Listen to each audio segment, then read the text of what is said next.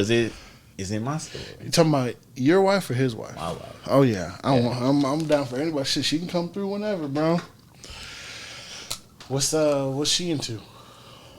She is into spirituality, vegan cooking, plant-based cooking rather. What else? Really just finding that creative spark in her life to like just really just set her journey ablaze. That's what she's challenging herself with right now. But other than that, it's honing. She's already honed her talent in the plant-based cooking, but it's honing the identity to make it tie into what she feels that's relative right now for herself. And that's like her creative ventures. So she wants to be a creative while doing it. And I told her, like, that's your journey. Yeah. Because it'll look different for me. I can sit outside and be like, hey, do that. Right. I can it guide won't play you, out that way I can for give you. some advice, but it's up to you to... Yeah, it will not play out that way. So I'm like, yo, however you feel it, that's you, love. And that's just always been our relationship. Like, I never been that dude to, like, put my foot down her throat or nothing. Just like, you gonna do this? Like, like, why would I do that to you? Just give that little gentle push. Yeah, like, it's just like, go ahead, babe. Go ahead. So, I always forget, so I'm going to go ahead and do this right now. What's up? Welcome to Recognize Real. Got a special guest, my boy Zoe. Peace. It's crazy. I've known you for probably like a year or two now, but this is the first time we've met, like, in person. Yes. Like, that's crazy. Yes. I'm over here advertising. Hold up. If I'm going to advertise, I'm going to make sure it's the right thing. Yeah, don't worry about the can in the back. Oh, okay. We're going to get into that. So, you and your wife are both creators. So, yes. I always say that creators, like, we're a family. Yes. You know what I'm saying? Definitely. We're family and creators in creation. So I'm happy to have you on, bro. I got my brother in creativity over here. Yeah, man. You know, not a lot of people hit me up and ask me how the writing's going, bro. Like, I can't tell you how much I appreciate that, bro. Like, man, I know that's something close to your heart. I'm gonna ask. Yeah, if it fuels you, oh, for sure. hey, man, you gotta know. Before I forget, you asked me about Sasuke, why I don't have his Sharingan, why I have his brothers instead. Yeah. First of all, Sasuke wouldn't have his Sharingan if it wasn't for Big Bro. You know what I'm saying? All right. I follow you with that one. He wouldn't have all of his power if it wasn't for these eyes right here. That's you true. know what I'm saying? That's true. Itachi, I learned a lot from Naruto, period. And I learned a lot from that man. And he never existed. It's crazy. I learned a lot from that man that, you know, sometimes the right thing is more important than whatever you got going on. Yeah. Like, that's something I learned from him and, like, something that I put into my life. Like, the shit that matters is more important than what I want, if that makes sense. No, facts. You know what I'm saying? Yeah. Like, so. No, you speaking truth right now, bro. It's too early in the morning for that. Like, come on, man. Let the people roll into the episode a little bit. That's why. But that's why every tattoo I have on here is a reminder of something. But Like Kirby, the new edition, he reminds me to be adaptive. okay. You know, because Kirby, you know, he can take anybody's power or whatever. Facts. You know what I'm saying? He's adapted to any And get with situation. it. Yeah. I honestly think he's one of the most powerful fictional characters. Yeah, bro. Facts. Like the Kirby touch, man. You know what I'm saying? Like, it's over. I said, I was telling somebody, I don't remember his name, somebody I used to work with, I forget who it is. He came over one time kicking with John. And I was like, how you know the whole Nintendo universe don't take place inside of that creature's stomach? Because he has a whole universe inside, like... But every single tat is something to, like, people are just like, oh, you love anime. I do love anime, but each one of these has a lesson behind it. Have you told people about the Black Bull? I don't think so, but, you know, I'll say it again. I've always felt like an outcast. And for people out there that also feel that way, there's a whole gang of us, and we're dope. This episode about to be lit, then. Hey, this episode about to be lit. Whole gang of Black Bulls out there. Let me flip it. That's one of my favorite. factions. I remember exactly. I remember. I read the manga. The manga's fire, bro. I don't know if you Black Clover. Black check it Clover. out. Make sure you're a magical knight. If you're not, join one of them. Exactly. There's one of the mangas. I don't think it's come out. It hasn't been animated yet. But he was like, man, all the other gangs got nobles and honorable people and all these powerful. And he's like, I got the misfits. I got the people who get stepped on and looked over and blah blah blah. And look how badass we are. And I'm like, man, that just resonated with me, bro. There's a place for the outcasts out there. Their boss, Yami. That boy's a dog. He's a whole nother monster. And the fact about it, hey, if y'all own on the Black Bulls and own Black Clover, y'all understand Yami and William's relationship. So then when you turn around and look at Yuno and Asta, it's like it becomes that mirror. So that boy Yuno's a dog. For Naruto fans, let me make Black Clover make sense to Naruto fans. Look at the fourth Hokage and Hitaki. I don't want to say Hitaki. I can't think of his name right now. Kakashi. Oh, yeah. Kakashi. So look at Kakashi in the fourth and then turn around. That's who you got when you look at Yuno or Naruto and Sasuke. Then you got that as Asta and Yuno. But then give them a magic spell book.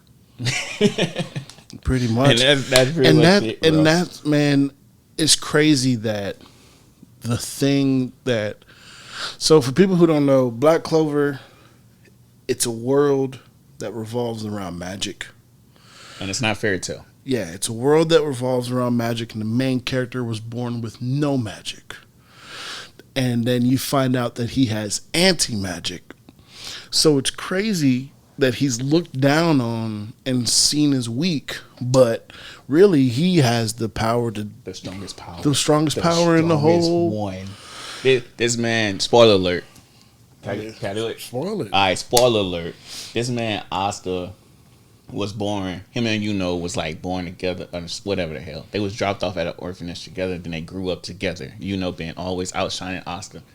The thing about it that made it so cold was that when Yuno got the most rarest 4-leaf magic book, Asta got the 5-leaf, was it? Mm-hmm. And nobody's supposed to have that book. The thing about it, has a demon the in it. demon in it also has anti-magic.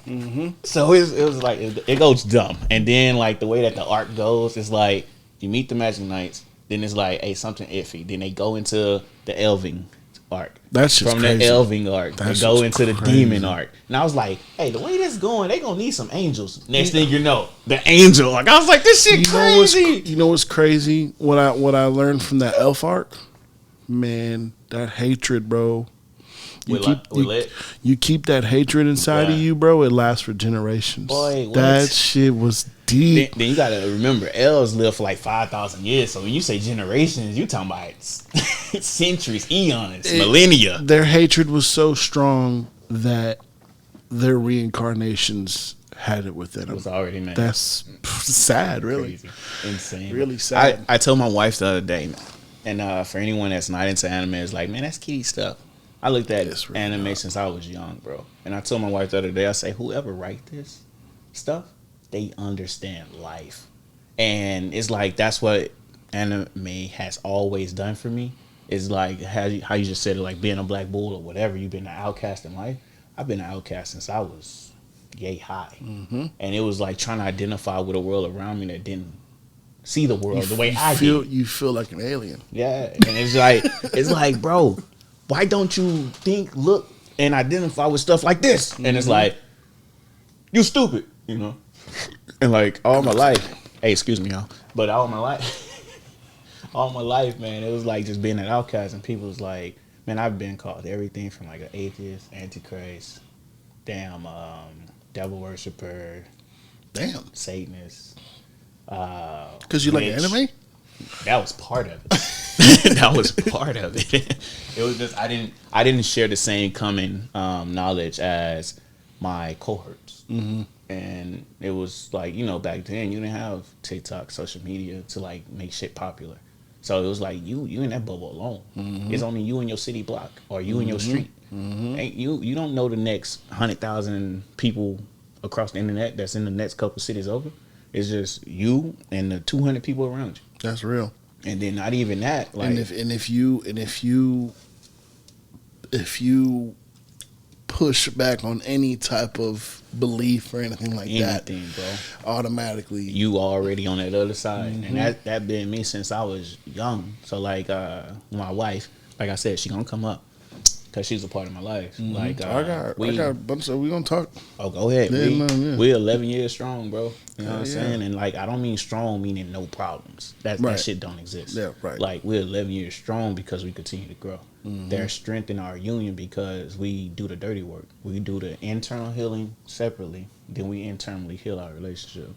And just with me telling her about the anime and stuff, like, she's like, I want to check it out. But like I told her, it's nothing to take light of heart to be like, oh, it's a cartoon, let me watch it. And it's like, nah, the same way you do your internal work, like, just invest some time and like listen to the story. Right. Take the story in. Because I didn't know watching Naruto I was gonna be crying that much. Exactly. Well, I was in tears. Right. You know what I'm saying? Right. That's what I be. I've said this on this pod multiple times, bro. Religion, the Bible, it's a book of stories to help you through life. That's it. That alone. Anime with don't- scripts, scrolls, testaments, Anime's no different. everything. Not at all. And most of the anime is proverbs and shit like It that is. from the Bible. And then not only that, it's coming from all the other identities through spirituality from the other parts of lives. Think about it. We get our anime from Chinese, some Japanese influence, Parisian, and like lately lot of we Buddhism. got what's the one? Malaysia, and it's another one. I forget, but like we get like the sources from over there, and it's like I tell people like, man, the Eastern world don't look like the Western world. Over here, it's locked into this identity of bastardized Catholicism. That's how I identify with it, and it's like you're not even getting the real juice. You're getting bastardized versions of it, and then it's crazy because white Christians aren't black Christians, and black Christians have several denominations. White Christians have several denominations. And it's just only in the common society where they meet in the middle. And it's like, oh, well, this is this. And it's like, oh, we can agree we're Baptists. We can agree we're Methodists. But it's like, what about the ones that's outside of that, that don't actually agree with that? Now, when you throw in everything else too, like Muslim, Buddhism, and whatever else, here we are, Judaism. It's crazy, bro. You what you just said, I'm just like, man, it just sounds like a bunch of separation. That's it. And that's what I tell people all the time. I say religion is a separator. It is not a uniter. And people always say like one world God or one world government. It's like you live it as long as you're in comprehension and understand love. And then that's why I created my God Got You design. Because it's like I don't care. All respect due to anybody out there, but I'm not saying Buddha got you. I'm not saying Jesus got you. I'm not saying Allah got you. Vishnu, Krishna. None of them. I'm saying God, because even them, even like with Varma understood that in creation lies the truth in everything. So if you're saying in creation, even like when you're reading the bastardized versions of Catholicism, and you get into all these stories, like you said, everybody understood that there was something higher. Because Buddha will tell you, there were several Buddhas. People don't understand that. They just think like bald head people. Yeah, you know what I'm saying? That's just crazy. And it's like, no, there were several. It's a title. Exactly. It's a title of enlightenment when you reach a certain part. So that's the same thing that the Christ is supposed to be in Western Catholicism, but they don't allow it to be. They only push it back to those stories. But I tell people this, bro, the Bible never stopped being written. It just stopped being recorded. Because if you're alive in the past 100 years, someone can attest and say, that shit ain't happened to my cousin. Whereas if I say, oh, nah, these stories happened some time back in a whole nother fucking country, I can't challenge that. But then me, when I was younger, I challenged it. And it's like, you ain't supposed to do that. You ain't. But yet, what you're telling me I can't do, you're reading words that say I can. And you're telling me to hear the words, but I'm listening to the words. And one of my main things that I love about school, I do not like the school system, but one thing that I love was reading comprehension. That one word, comprehension, bro. And it was like, do you hear? Because we could read the same sentence and take have it two completely. different things. Yep. Shit, multiple different things, That bro. was one of my things at church too. this other human, other person up here is telling me what he thinks God's words mean, and I'm like, damn, I didn't take it that way at all. What the hell you talking about, Pastor? Then you yell out. Then it's like, hush, the pastor know better. Right. Says who? Says who? I just seen a pastor snort a bump in the bathroom and then come out here texting some strippers. I seen this. Why can't me and the pastor just talk about what we think and just bounce ideas and perspectives off each other? That'd be a dope ass church. Because raise your hand.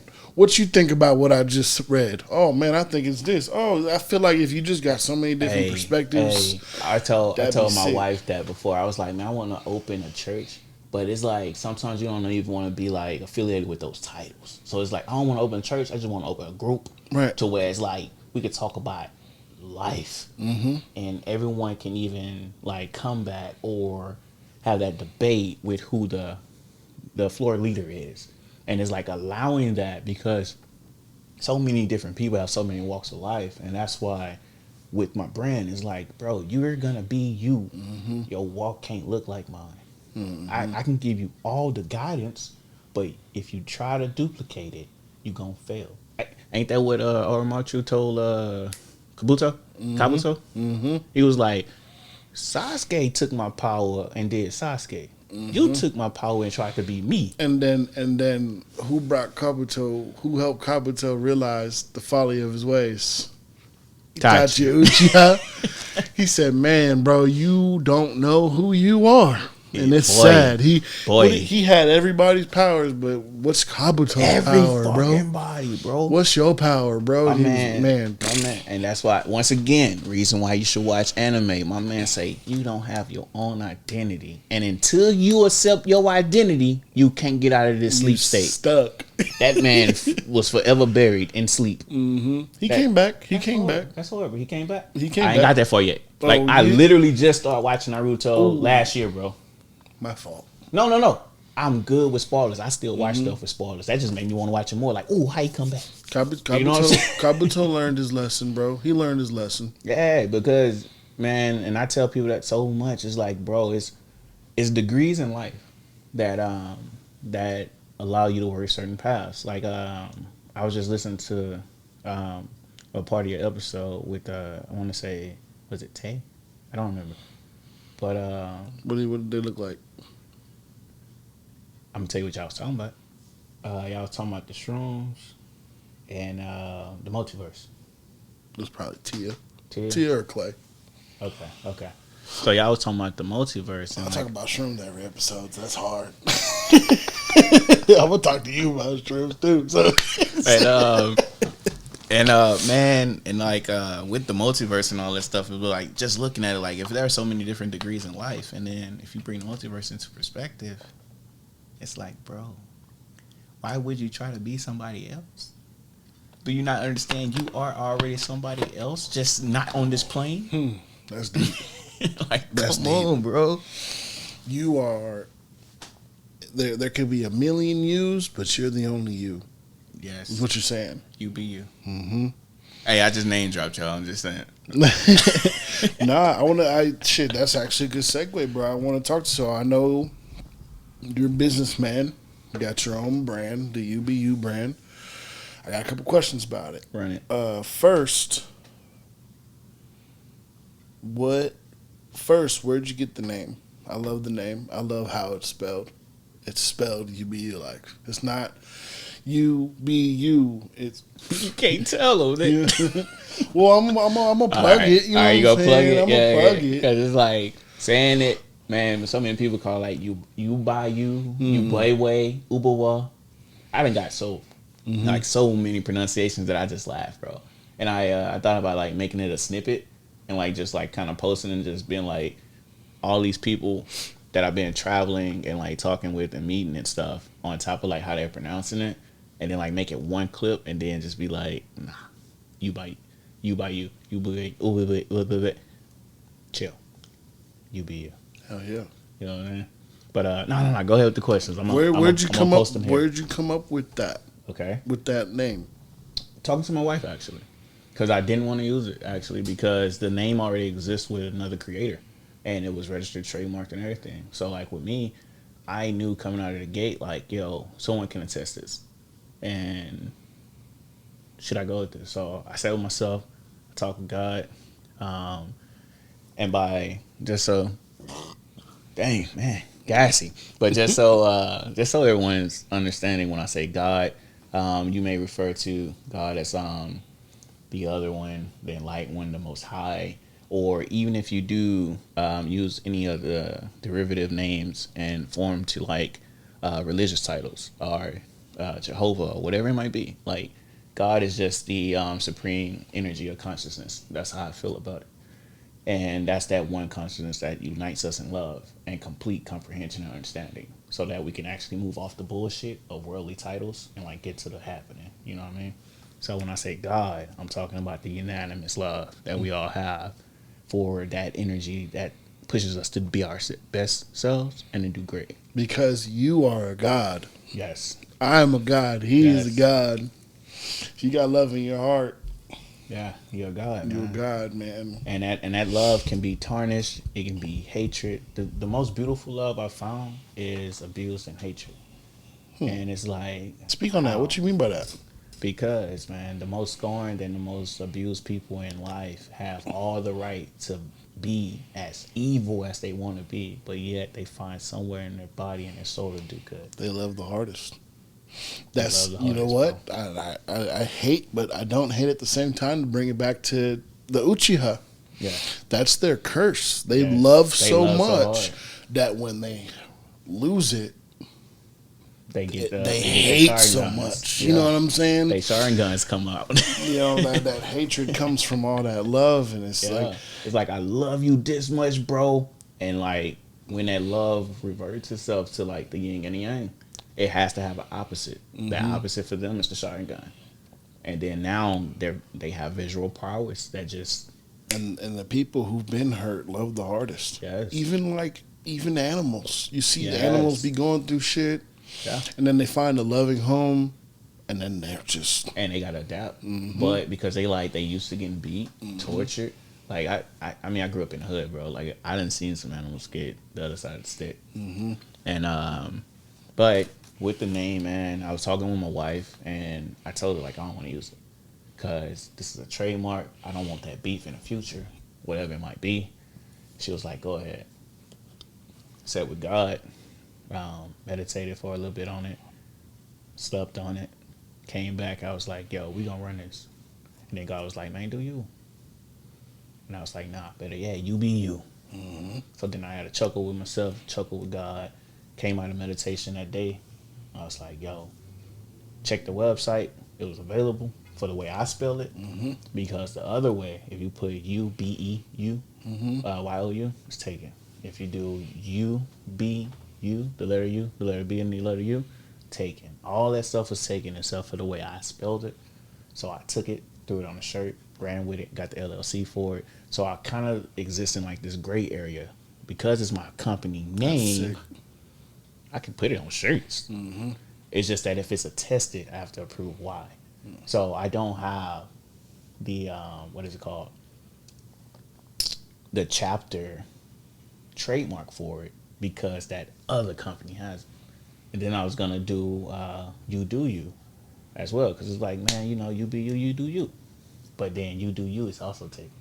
goddamn. Yeah. So then when my trademark lawyer did like the back search for me and like came up with everything, was like, yo, bro, boom, boom, boom, boom.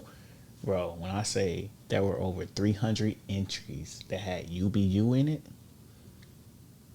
that's an understatement because I still had like several pages. And I'm like looking at 300 right here. Damn. So it's like, you gonna change it?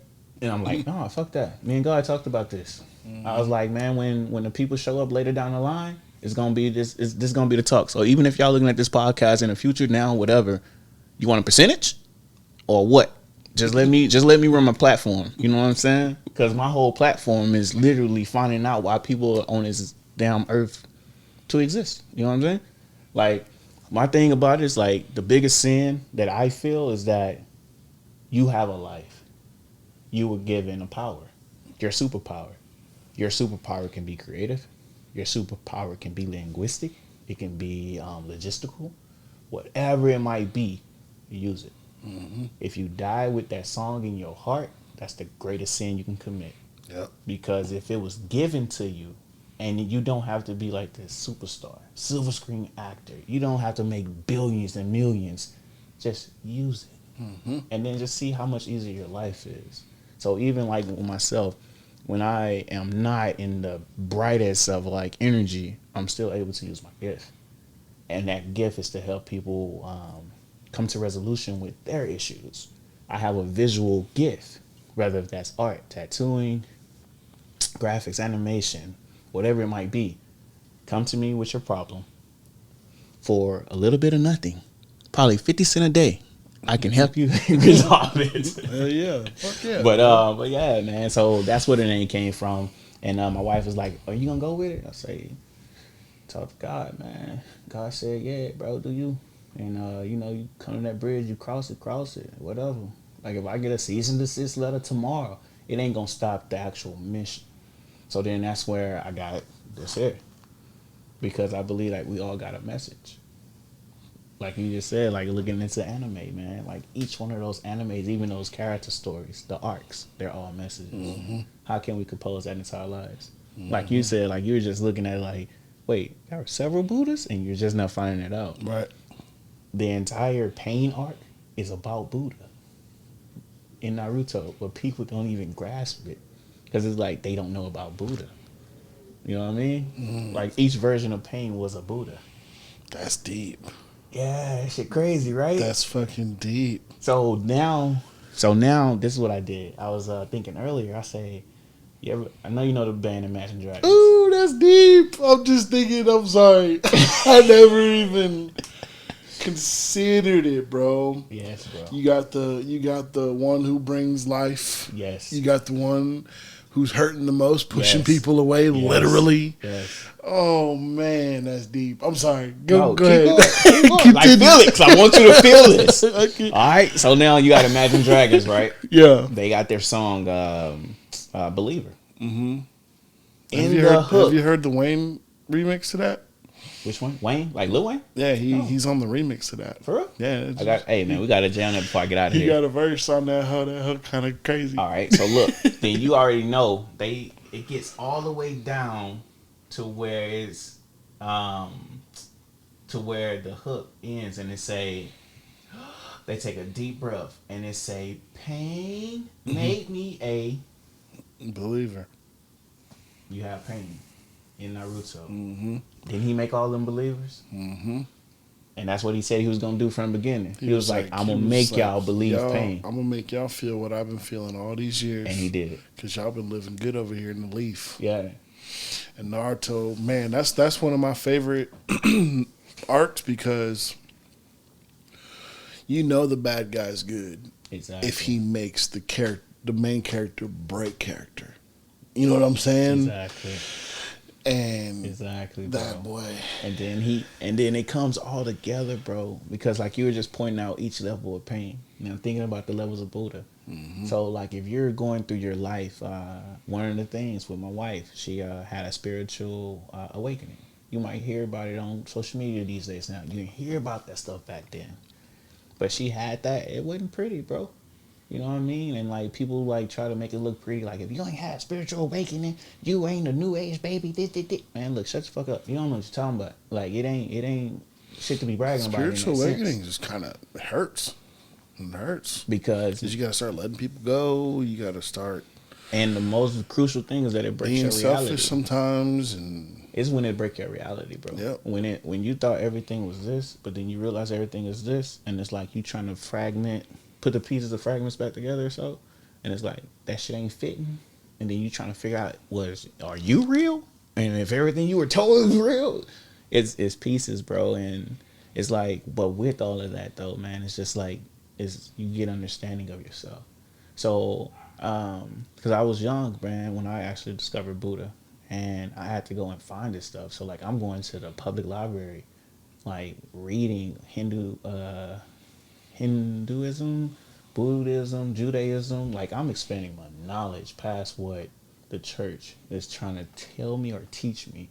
And I'm seeing, like, consciously how freeing all these other religions are. So it's like, wait a goddamn minute. You mean to tell me if it's this, this is this? So when you look at the pain arc from when Jiraiya enters, all of that, then you learn back that Kakashi tried it, wasn't successful. But when Jiraiya enters, realize what's going on to where pain comes to the leaf, and you have each of his versions from the one that creates animals. Mm-hmm. That's your animalistic nature, right? Mm-hmm. That's you resorting back to being visceral. Mm-hmm. Then you have your reborn, like you were just saying, when they use the renegade, the Rena rebirth, and then you have like the destruction arc to where it's like Ashra, and then you have the weapons. The one with all the weapons. Yeah, that's the destruction arc. So it's like you becoming a war god. That's when you just, in like your whole brute masculine energy, like just shitting on everybody. You know what I mean? All the way up until you get to that absorbs everything. Yeah, exactly. So then that's you being a glutton. Mm-hmm. You taking all his energy. So how was he defeated? Because he took too much. And then you had the other one that was taking other people's souls out of them. Yeah. You being a fucking emotional vampire, pretty much. You know what I mean? Like, man, bro, you just blew my fucking mind. So now, as you move through your life, think about if you had to be reincarnated, which version of pain you gonna come back as? So until you reach Tendo, which was Nagato, because Nagato was always the charismatic leader of the group. You know what made me cry, bro? I'm about to cry right now, man. I'm getting chills. That boy, Nagato told Yuko. Was it Yuko? Yuhiko or something like that. Yeah. That boy Nagato told Yuhiko, whether you hear or not, I'm going to make you a god. What did he do?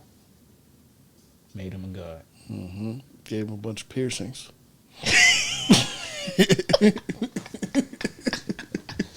But he made that boy a god. Life. Yep.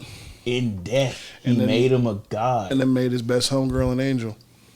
Well, she did it herself, but she was bride or die. But still, bro, it's like when you literally like take the spiritual meaning of that arc, fucking tears, bro. And then Naruto learned it and then applied it to himself and made him an even better person. Yep. Because he knew pain. Yes. He knew pain his whole life, but he never knew. He just never understood it. What it was for. Man, that's deep, bro. Yeah, man, but that conversation is how I watch every anime I watch, bro.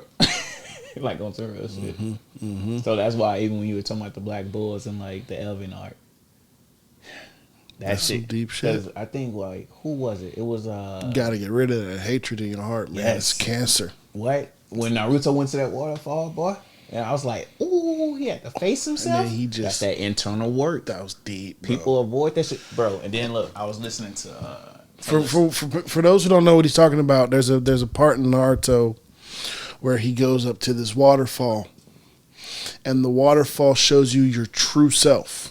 And the true self steps out, and he was trying to fight himself, and his other self was like, "I'm you, bro. I know everything you're about to do. You cannot beat me. He couldn't do it. You cannot beat me." All right, go ahead, continue what you're about to say. But, that's just deep too. But in doing so, bro, what was it? Taylor Swift has that song "Anti-Hero," right? I don't know it. Okay, Taylor Swift has a song "Anti-Hero."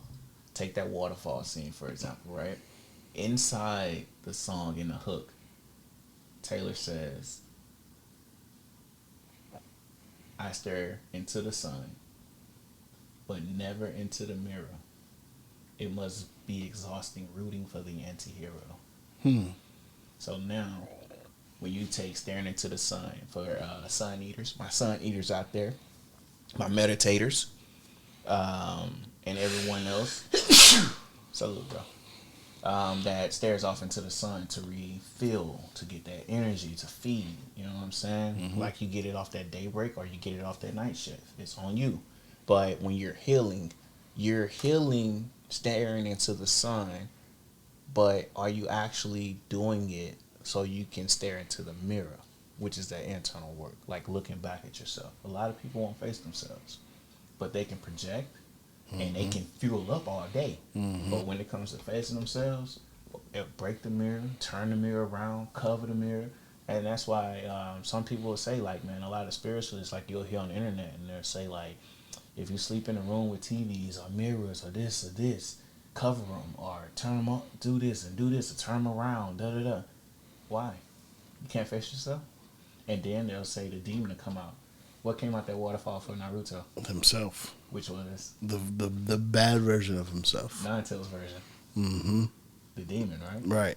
Can you face yourself? And that was crazy. Nine-Tails was like, where's the real you? Exactly. He was like, I miss that kid. I was like, man. Exactly. What? Man, Mike, drop this. But the thing about that whole thing, like you just said, at the end of the day, Naruto grabbed his demon and was like, "You're me," and absorbed like you said. You just gotta accept yourself for who you are. Bro. Those bad thoughts, the good thoughts, everything. That's all you. Everything and everywhere. Because my wife used to, doing her spiritual awakening, and like years apart from it, she used to try to separate people. I see the energy. That's not really you. And I tell her all the time, I'm like, yo, Why do they have access to your energy? that's them. Like, that is them. That energy that you see spiking out of them, that is them. They just hadn't done the internal work to deal with it, to accept it. Think about when Neo became the one. Oh shit, Matrix, my shit. I'm down to get on that. You know what I'm saying? That's one of my favorite when movies. he became the one, all those echoes stopped. All this other shit, like No. the aberrations. He just said no. Stop the bullets. What? And it's like he became the one. And it's like, it's that, bro. It's that your energy is being pulled in so many directions, spiritually, physically, emotionally, mentally. Like, you can keep going. And then you're trying to hold it all together. But until you accept yourself entirely, you can't hold none of it. Hunter x Hunter. When they're trying to learn then, what they got to do. That's what they're doing right now. Exactly. And then when dude came up there and they was like telling him like, yo, you gotta make this shit flow like a river. And it just kept spiking. That's literally what you go through every day of your life, bro.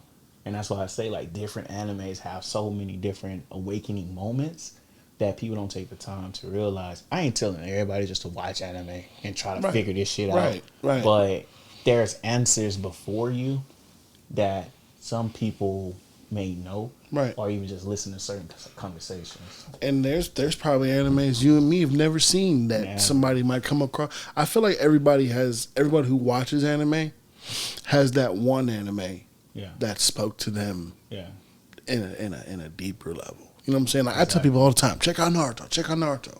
yeah. Naruto might not mean to you what it meant to me because I was a lonely kid growing up. So me and Naruto, Yeah, I'll click. you know what I'm Yeah, saying? thugging. I got it. I got it on an emotional level. All the accepting yourself and all that shit. Yeah. But there's so many different ones out there, and I just feel like people just, oh, it's kiddie. It's not. This shit's more. Not only is it brutal, but there's, like I said, I've learned more from these people who don't exist. And like I said, I paid tribute to all the lessons I've learned on this. I got one more spot to fill, bro, and I'm done with this sleeve. What scene you gonna put right there? I don't know because there's so many. I want to do. I got Yu Yu Hakusho. I want to do that. That's my shit. You seen that? Not in years, bro. That's my like jam. I hadn't seen that since it dropped. That's and my I didn't jam, bro. Like, yeah. He there's a lesson in that where he dies, right? First episode, Yeah. he dies. And he's like, man, nobody's gonna care about my mom's gonna be able to do whatever she wants. Nobody gives a hell, no damn about me. He's like, I'm gonna go see what's going on at my funeral, bro. People are fucking hurting, bro. You never. So that's one of the lessons I learned. You never know what you mean to somebody. Your life is important. Facts, man. Everybody, I'm gonna quote Chance. Everybody's somebody's everything. You know what I'm saying? Man. Yeah. Like that. So there's one, bro. I don't got no Dragon Ball tats, so I might get something right there. But if I'm gonna get a DBZ tat, I guess it's a small space. I gotta get something because that boy Kid Buu is my boy. I want to get a Kid Buu tat. Yeah. When they invented the Majin Buu character, it was like, what can y'all do with this? Then that He's super Kirby. phase, and exactly, He's Kirby, bro. Majin Buu is Kirby, bro. dog. and all it really took was like just him just. Mars or Mars? My bad, bro. Nah, you good, man. Hey, I'm recording. Let me call you back. Okay. All right.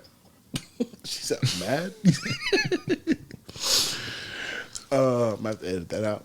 No, I'm not, because it's gonna make me look cool. Because I got hoes calling. You know what I'm saying? I'm just. He said, I don't know, bro. There's so many, bro. There's so many animes that have just touched me. yes. Like even from the old ones, Bebop, Inuyasha. yes. You ever seen Space Dandy?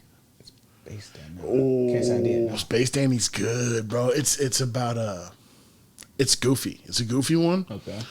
Well, the main characters are goofy, but each episode is just like, oh, right in the heart. You know what I'm saying? Is it more goofy than Trigun? Yes, Okay. but it's deeper than Trigun. Okay. It's a lot deeper than So Trigun. if you had to give it like a newer anime, it's what would you? it's talk to? Bebop.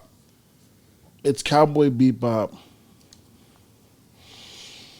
I'm trying to think of a funny anime because there's some funny ones out there. So, Space Dandy is a man in space that's dandy. That's how it starts off. Exactly. He's just a dude. He's trying to make a buck, and he's trying to. He's an alien hunter, but every alien he meets, he learns something from them, and pretty much doesn't end up capturing them because he's a good ass dude. Check it out, bro. It's on Hulu. Worth a watch. Like I said, it's pretty goofy, but it's deep. So it's like if you were a bounty hunter and you met a dude that was out trying to get his kids some food, and you had to catch that dude, but you don't arrest him because you like, man, you gotta feed your kids, bro. So Right. I get why you doing what you doing. A lot of empathy. Okay. It's a lot of empathy, bro. Sell me a down bag, I'll let you go. Exactly. Got you. Exactly. It's sick, bro. It's sick. And like I said, it's just. But I forgot what we were even talking about. The brand name was the question, Right. But we came down this time. So let me ask you, and I had this question way down here, Go ahead. but it's fine. It's fine. I'm gonna just ask it now. What advice do you have for people struggling to be them? To be themselves. Mm-hmm. Release any expectation, and there is no blame outside of yourself. And what I mean by that is that I stopped having expectations when I was a teenager, and it sounds kind of harsh. By expectations, do you mean in like people or in like giving yourself timelines and things like that? Because I Both. feel like that's something that I Both. used to struggle with. Because the working world, school and everything, school programs you to work, right? Mm-hmm. Like they program you to 9 to 5 work. They don't program you to be an entrepreneur, freelancer, none of that stuff. Sad. So when you step into entrepreneurship, freelancing, you kind of like figuring that shit out as you go, unless you get a mentor, et cetera, et cetera. So when I say remove expectations, take timelines off yourself. Those are just restrictions created by who, again? An external subconscious, because it's not even your subconscious. Your subconscious is just like, yo, we gonna enjoy this shit, bro. This a road trip. Whereas to at the same time take your expectation off people. Come to understand that some people gonna come through a lot more than other people. Notice I said a lot more, not every time. Not everyone can come through every time, and so many people hold like, man, I came through for you. Why you can't do the same for me? They play that card, and it's like you'll never get that. So if you busting that, I've met people that bust their ass to show up for so many people that it's just like, because when I do this, they gonna do the same for me. Then when they don't, they turn around and now it's that hatred. And then it's like, were you doing that out of the kindness of your heart, or Yeah. were you just trying to keep a favor? Yeah. And then so it gets into image and ego. Now we're talking about image and ego. So the thing about not having expectations for me is already destroying ego at the door. You don't even give it time to grow. And I'm not saying that you don't need like that little boost in your character, because like we all need to be a little bit more charismatic. We all need that little oomph that like give us that edge. Like, oh, I wrote that. Exactly. Like claim that what I be shit. Like that's you. But then when it gets a little overboard to where it's like your intentions don't seem genuine, now that's because you were met with a unintentional expectation. So now it's like, can I hold that expectation over your head? I came to your baby shower, you gonna come to mine. My baby shower might be 12 years from now. I might be going through something during your baby shower that I need. So- I'm you know what I'm saying? And you out of it. So how can I hold that against you? So That's like, one thing I've learned is you never know what people are you going don't know through. where people are in life. Because you can meet me right now, sane today. Let's just say we're sane.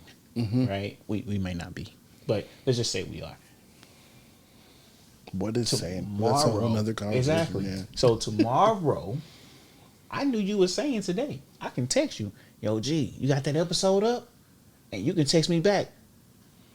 Ghost monkey jump pussy go cool. What the fuck, boy? What are you talking about? We just, do you have the episode up or not? Towards the samurai titties. Like, oh damn, bro. And I'm like, then I text you back, like, you good? No response. You good? No response. Next thing I know, hospital pumping your stomach for pills. I don't know. People don't know. You don't know what people are because all it takes is a trigger. And so I approach my every walking day as in absence of expectation because I don't know what your triggering moment is going to be. I done met people, let's say women. I done met like bomb ass women, like mad energy to where it's just like, yo, she keep this up, she going places. Trigger happen. She losing the auntie, grandma. Somebody come back in her life with drugs that she ain't used in years. Toxic men. Now what happens? I hear her up. Or it's just like, man, you looking for an update on her podcast, her YouTube, her Instagram. You never get it. So now it becomes a text, an inbox thread. Woo, woo, woo. And now that evolves into a message from a mutual.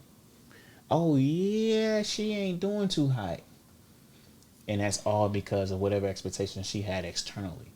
So if there's going to be any expectations that you place upon yourself, don't let them reflect externally. And if you are allowing them to go external, have it be healthy. Like if you were to hit me up and was like, hey, Zoe, I'm on page 3 of my book, chapter 9, but page 3, where you at? And we was like literally being accountability partners. Accountability That's buddies. healthy, you know? Accountability buddies. It's not for us to be in competition. Like, Right. oh, I finished first. Or, oh, I did this. Right. And so, like, that's where I get into a lot of discussions, too, with my wife, is that it's great to have rivalry if it's really accountability. Like, It's like you know and Asta. that's what They're I'm saying. rivals, but They will never they're- hurt each other. Exactly. I have no ill intent to you. You know, sees Asta about to give up. He's like, I thought you was gonna beat me and be the king, bro. Asta's like, oh hell no. Exactly. what Naruto was treating Sasuke about? Sasuke said, Naruto, how you gonna be Hokage? I just told you I was. What you gonna do? That boy woke up. Sasuke was tripping on that. Yeah, he was, but still. But he got him up though, so he could go after. See, but that's a prime. Madara. That's a prime example though, because Naruto's rivalry towards Sasuke was genuine. Sasuke's rivalry towards Naruto was fuck. He's better than me. Fuck, and it Yeah, ate him I up see that. inside. And Yeah. oh man, that's deep. So, I've been watching that bitch for years, and I'm learning shit about it. So it's literally That's that, deep. bro. So when you're walking through life, having those external factors, it kills a lot of people. Like I know people that still like, I'm an introvert. How when you work a 9 to 5? You gotta go outside. Well, that's why I got a remote job. You gotta talk to people. So you're gonna be a social introvert. You're gonna be a communication introvert, or whatever it has to be that plays really mentally on anxiety. Now, I'm not saying that anxiety is bad and people don't have it. Like, we all have some stages of anxiety. But at the same time, you have to be able to face these things as they come about. You can't let them take control of you. Right. So, like, that's just my thing about having expectations. If you have internal expectations, let them be kind gestures that you put upon yourself. Not nothing that the world would expect of you, and then you trying to meet that demand, because that don't do nothing but just externalize it again. You just trying to meet the world with it yet. And so me just being a creative, I know that If I say, I want to make this comic book. Okay, cool. Well, Marvel put out 20 comic books every 2 weeks. I don't have 80 artists working for me. Billions of dollars. I don't have billions of dollars. I don't have 100 artists, one being a colorist, one being an editor, one being the panelist, I don't have that formation that Marvel and DC and IDW and all those guys have in Image, to where it's like, I need to put out 20 issues a week so I can compete with the giants. You fucking insane. You put that kind of pressure on your life, you're not gonna get nothing done. So you're saying give yourself a break. Man, if you don't, you crazy. Right. And that's literally like my motto through life is that, again, use your superpower at the stages you're at. Don't let it use you. Think of Deku in My Hero. That boy tried to use All Might at 100%. Destroyed his That body. shit don't work. Mm-hmm. I can give you the best superpower in the game. You gotta unleash it at your level, at your Baby level. steps. Right. So right. it went from 3% to 5 to 10 to 20 to shit. Now he just killing niggas, but you know what I'm he's saying. going on. Now he has other people's powers. Yeah. So you know, Deku, he evolved. But yeah, that's it, man. Like anybody struggling with identity of self should really want to look in the mirror. And even like with me, man, I used to practice hypnosis hard, self-hypnosis more than anything, to where it was like really like getting in the mirror and like staring at it with a metronome and like just repeating things. So our people be like affirmations. I ain't writing shit down. I'm gonna hypnotize myself until this shit just clicks. And then on top of that, I'm having intentional action. And that metronome still in the background. You got this. Kill that shit. Nobody fucking with you. You got it. Kill that shit. Nobody fucking with you. Then that metronome just stops. I wake up the next day. I'm killing that shit. I'm gonna go as hard as I can until the energy say crash. Mm-hmm. And then I'm gonna wake up in meditation. I'm gonna do my prayer. Kill that shit. I've already decided that I'm gonna do that. Just that. That's live, bro.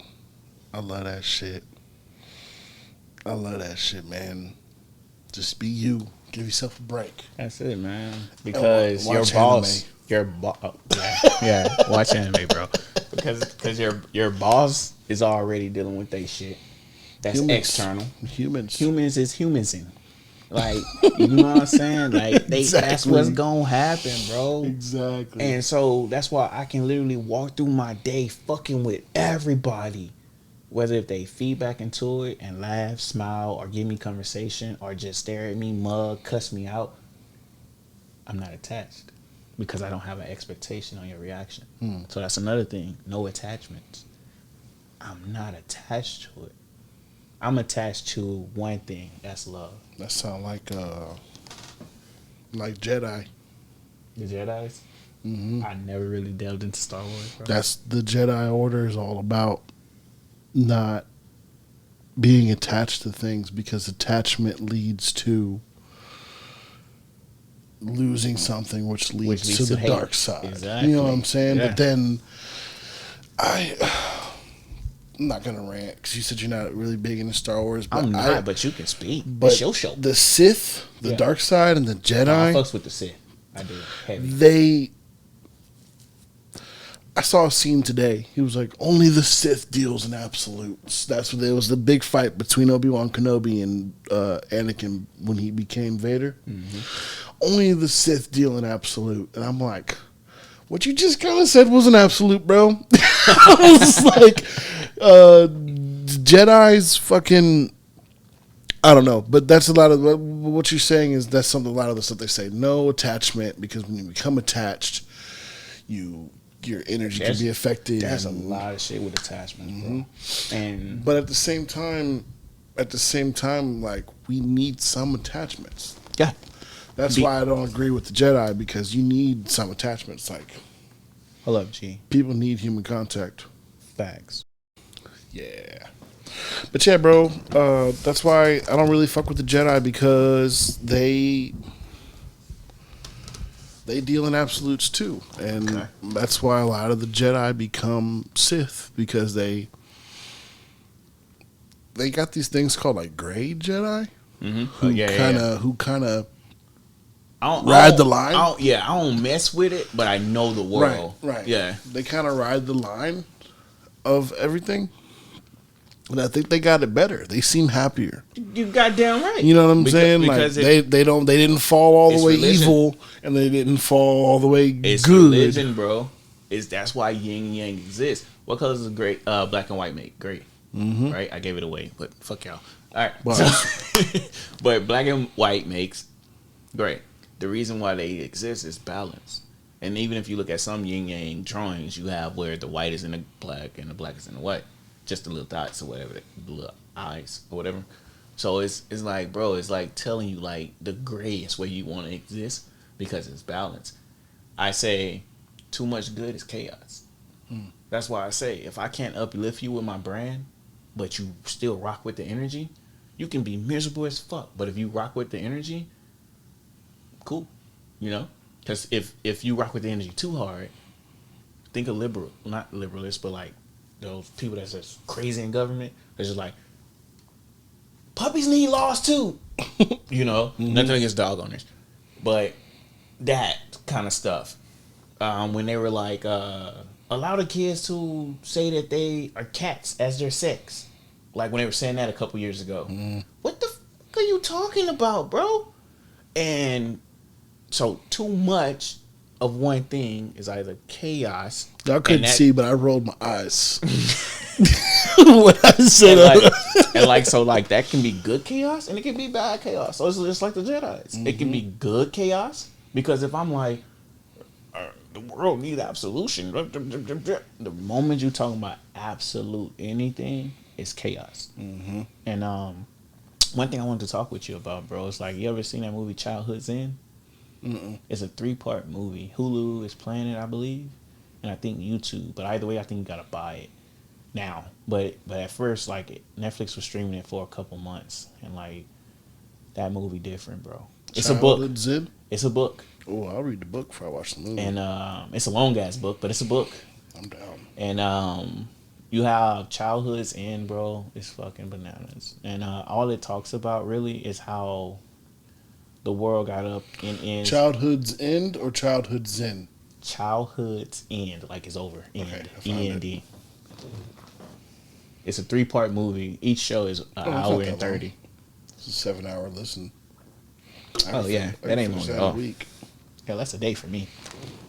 But yeah, bro. Like dealing with that though, and then thinking about like absolution, man. It took into like, let's just say the Overlord. The Overlord that was assigned Earth came to Earth, and what was crazy is that they were like, send all the future tech at it. No way that it can survive this. This how crazy shit was, bro. The moment that the being came to Earth, a plane was in mid-flight. He landed it. Or it landed it. With no explosions. It didn't shoot it out the air. Nothing. So all planes that was in the sky landed. Turbines on and everything. It just straight went down to the ground. Missiles got shot at it. Nothing. Not even exploding. Didn't redirect them to kill nothing. It was just like, what the hell y'all doing? I'm not here for this. This is y'all ignorance. I'm here to make y'all understand what peace is. But it's another part to it. I ain't gonna spoil it. I'm gonna check that shit out. So yeah. So all right. Now, no attachment. Hold up before we go. Okay, right. No attachments. No attachments being that you do need healthy attachments, but make sure these attachments, just like your expectations, are propelling you forward. If you have an idea, throw your hooks in them and like reel yourself in towards them and let those be your attachments.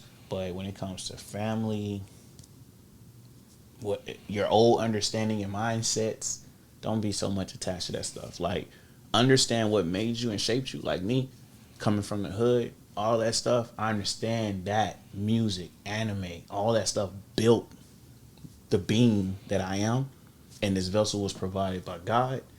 So all of that fueled me. on top of God's promises and affirmations and everything else and all of that energy, which creates now my soul, and my spirit is just a driver. You know what I mean? Mm-hmm. So my intention is over there. So I'm not gonna be attached to none of this, because I tell my family all the time, like, man, I love y'all deeply, but we don't move the same. So if we can't move the same, I'll see you. I'll pass by, give you love, give you hugs, give you attention and affection, but I can't hang around.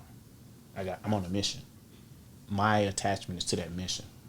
My attachment is not to saying, I'm your favorite cousin, I'm your favorite nephew, or whatever it might be. That's not my intention.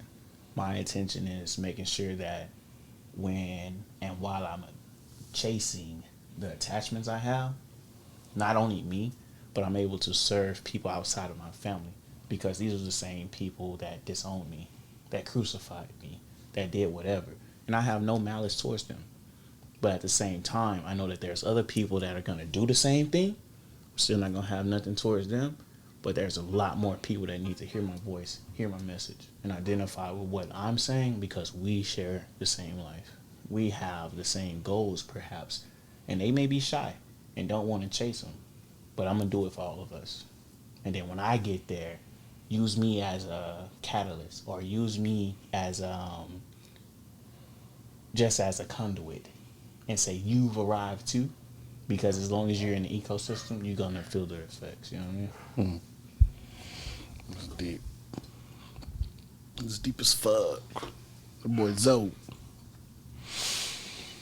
So, okay, now I want to get into where you from? From Houston. From Houston? Acres Home, Studywood. You know what I mean? Is Alan your big brother or little brother? That's little bro. Little bro? Mm-hmm. Can't even say little bro. He like 2 years younger than me. Yeah, but that bro though. That bro. Yeah. What was your childhood like, man? Childhood for me, outside of for what I've already said, it was great, man. My mom, she wasn't like how a lot of people be like, when you look on social media and be like, black moms be like, you know, she wasn't the put a switch in the oven, let it get a little heat to it, and come out and make your skin disappear. Like, that wasn't my mom. Plus, she was young, you know. It's like she trying to figure the game out while raising me. And then 2 years later, my brother comes. Isn't that wild? Yeah. Thinking about the things you've been going through. Like, I don't know how old your mom was, but my mom was young. Yeah. And when I was around the age where she had me, I was like, bro, she was going through all this shit. And had little me running around. Exactly, I had to call her like, hey, mama, kudos. Yeah. I think I would have lost it. I want to say my mom was 15, 16. My mom was 16, yeah. She was like 15. Anywhere between 14 How old and are you? 16. 33. I was ascending age. Yeah. Yes. I'm fifth. This is my fifth time returning to Earth, and it's not fuck it. But that'd be cool I'm if you 33 could, like, if you knew those things. Like, when you're born, you have like a card. Yeah. He's been here about 60 times. He just doesn't get it. You don't get it, boss. He keeps coming to this plane. Fuck him. Nah, but that's if my wife was there, she'd be like, "That's your Akashic records." So to my spiritualists and my forward minders out there, y'all understand what that is. Your what records? Akashic. Akashic? Akashi records. One of the four. Gotcha. One of the four names I just said. We can Google it. So, hey Google. Hey Google. I'm sorry. Hey Google. What are the Akashic records? She said Costco. So we ain't gonna ask Google. Google don't understand none of that. They don't want us to learn that shit. But it's there though. So for the people that understand and know, y'all know. And as I'm saying, like, my wife is deep into spirituality. She's deep into stars. The whole nine, Jesus man. Christ. Like, she's a beautiful being all over. So with my upbringing, man, being that I had a young mother, she was figuring it out. It wasn't that much punishment, but I was always the one that when you talk to me, I'll break out in tears. So, like, hypersensitive. And it only took her talking to me. Like, her punishment to me growing up, bro, was literally taking my PlayStation. Like That's fucked up. she wouldn't whoop me. she wouldn't whoop me or nothing, bro. That's my escape. She'll unplug the PlayStation or my computer. She'll take the power cord or hide the games, take the DVD player, stuff like that. And then like when we were younger, it was like no Nintendo. You know what I'm saying? No Sega. Sounds horrible. Bro, what? Sounds mean. And for me, like you just said, those were escapes for me because it was like, you know, growing up during our time, you had outside and video games, and you was probably a little bit more outside than you were on the video games. Daytime's So, outside, nighttime's video games. You goddamn right. Right. And so like she'll say, "Oh, you can go outside. Don't leave off that porch." Fuck you, me. You know, so it's like she put up a whole barrier, and it's like it's not there, but it's like, you know, respect. That's mom, whatever. And then at nighttime, no games. This is hell. But it took like that training for me to be like, to awaken faster, to say like you don't really need physical barriers in your life at all for your mind to adjust to what's being said, stated, and what's around you. You know what I mean? Mm-hmm. So, but at the same time, I had like uncles that was disciplinarians. So like I had this one uncle that would thump the shit out my knuckles. I'm like, nigga, I'm too young to even know what thump was at this time.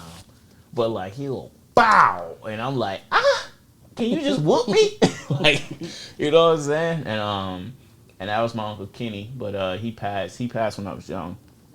And then I was raised up with my grandma, man. You know, like growing up in the hood, like everybody's pretty much at grandma's house. Yep. And that's like where you slept, whatever. Mom's was probably there, or then like mom's branched out, got her joint, and then like if that didn't work out, stayed with another relative, then shit, found our way back to Grams, and then bounced back out, got our own spot again. So it was a lot of back and forth. A lot of people can relate to that, you know what I mean? So like my story of growing up and say like, yo, I come from the hood, like people don't understand, like you ain't seen the hood, like it's people I meet and walk in this life today to where it's like bro, I grew up washing dishes, cutting the yard, cutting the bushes, cutting the trees, having to clean out whole burrows, ditches. And like if you go through Acres Home back in the days, you had like deep ass ditches. Like I had to clean them hoes out, bro. Like rake the leaves out and everything. And people like, you don't know no field work. And I'm like, bro. You know what I mean? You're like, don't judge the book by the cover. You see what all of that discipline made, but you don't see what went into the vessel. You know what I mean? Mm-hmm. So yeah. That's deep. So, when did you? Well, let me ask you this. I'm just curious. Were your? I think I know the answer from what you said earlier. Were your grandma and mom, were they churchgoers, and they forced you to go to church? And from how I hear it, because my wife like tries to reassure me that my mom was introduced by a third party, which was her godmom. And then it reflected into my grandma, which when I was more in tune with going, it wasn't that my mom's taking me to church, my grandma was. So however it went, my grandma ended up taking me to church. So it wasn't the Alabama, Mississippi, like Presbyterian type Baptist, like you going to church Tuesday, Wednesday, Thursday, Saturday, and Sunday. It wasn't that. It was pretty much just... Don't be disrespectful, man. You got fans coming, bro. Like, but you had I can't Wednesday. bring my Game Boy. Nothing. You had Wednesday, Saturday, and Sundays pretty much where we were going. So it was like if you don't go Wednesday and Saturday, you go on Sunday, or you can hit one of the Bible studies. And like it's like not going to church because like that made up for church, you know. And like I seen it, saw the inconsistency. I mean, like hell, when I realized the pastors ain't have to come to church, I was like, fuck y'all doing? You know what I mean? And so I can't say like it was like a steady consistency of church going. I'm gonna say like just going, but like over the time, like it took me picking up the Bible and reading. A lot of people don't read the Bible, man. Like they wait for the pastor to tell them what it says. When like you mentioned earlier, the pastor is only giving you his revelation of what the word said and meant. You ever seen like the pastor take notes? Mm-hmm. If you can take notes of something, that's you comprehending what it says. And then think about when you went to church and the pastor kept reading you the same goddamn scripture. And you're like, bitch, you read this 2 weeks ago. And then he like, yeah, but this week it mean this. Right. Because Jacob and Tommy ass over there owe me money. Like, what the fuck? Like, hold up, bro. How Jacob owe you money? Jacob been there for millennia. But yeah, man. So it's like, and it's just it meant something to you different. That's You man. went over it, and you went over your notes, and whatever it meant to you last week, it don't mean the same to you this week. And I remember one time I was with my wife in church because when I met her, heavy church goer, and I was just like, that ain't my speed. And you met your wife in church? No, I met my wife doing photography. Gotcha. And she didn't give me no play, bro. And but we eventually got y'all there. now. We eventually got there, and it was weird because like I'll never pursue anyone I work with in their life because I didn't want to be that photographer that hit on every chick she was the only one that I ever hit on or went that way with. And but going back to the church thing, man, like just dealing with the notes, my wife would always tell me like when she would take me to church, because I'll tell her like, yo, that ain't my speed. I get what they're doing, but you can't convert me into that. And there's a lot of times like, well, they're like, well, I'll pray for you. Anytime pastor pray for me, I say my own prayer. You know what I mean? They're like, do you accept Jesus Christ? Da, da, da, da, da. Yo, I accept Jesus as the messenger, but I accept him as the Father, Son as well. You know what I mean? But don't say that I accept Jesus Christ as God. Right. And I know there's a lot of people that would disagree with that. There's a lot of people that would hate me for saying that, and that's why I got a lot of hate back then. I get hate now for it. And it's just that accept me for my view because I'm accepting you for yours. Because even me, myself, and a lot of other people will identify with that spiritual father as is, again, regardless of the name or the entity that you want to proclaim it as, you're identifying with the love, hopefully, and we can get on to better things. And but she would say like, hey, stand up, this, and like I told her, like it's a couple times where some of the things hit home because it'll be notes I'll be reading. It'll be affirmed when the pastor has the same words, and then like his tears drop. Right. So that's it's like to me multiple times. Yo, like it's just like I'm telling you, like damn, I ain't other got people shit go to through do, this too. I ain't got shit to do with anime, but I'm crying. Right. Whether I'm watching Naruto, Bleach, fucking whatever, the big 3, the big 6, and the big 9. It's like I'm crying. It's something about learning that you're not the only one going through something. Even if it's a cartoon, you're like that hits home. Like I said, Naruto hit home because I was a very lonely kid growing up. You know what I'm saying? But like in church, when I would go as an adult, whatever they talked about, I was moved because like damn, I felt that way before. You know what I'm saying? It's like, oh shit, other people feel this way, and the pastor says it, and then you hear other people like, yeah, well, Amen. and I'm like, staring oh up. shit, Yeah. you're like, oh damn, I'm not the only one. So now like, when you feel all that energy attached to your part of your story, of course you're gonna get emotional. But then that's where a lot of people break, because you ever seen somebody after church turn right back into being themselves? How? If you actually became relieved of that energy you displaying? How? If you actually felt the energy of who you say God is? There's no way in hell you can act in that ignorance.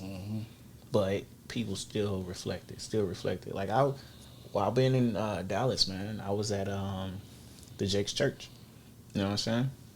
And I seen some characteristics that didn't align to his preaching, you know what I mean? And he even spoke out on it. He was like, how the hell I walk in my lobby and y'all in here falling out in front of me?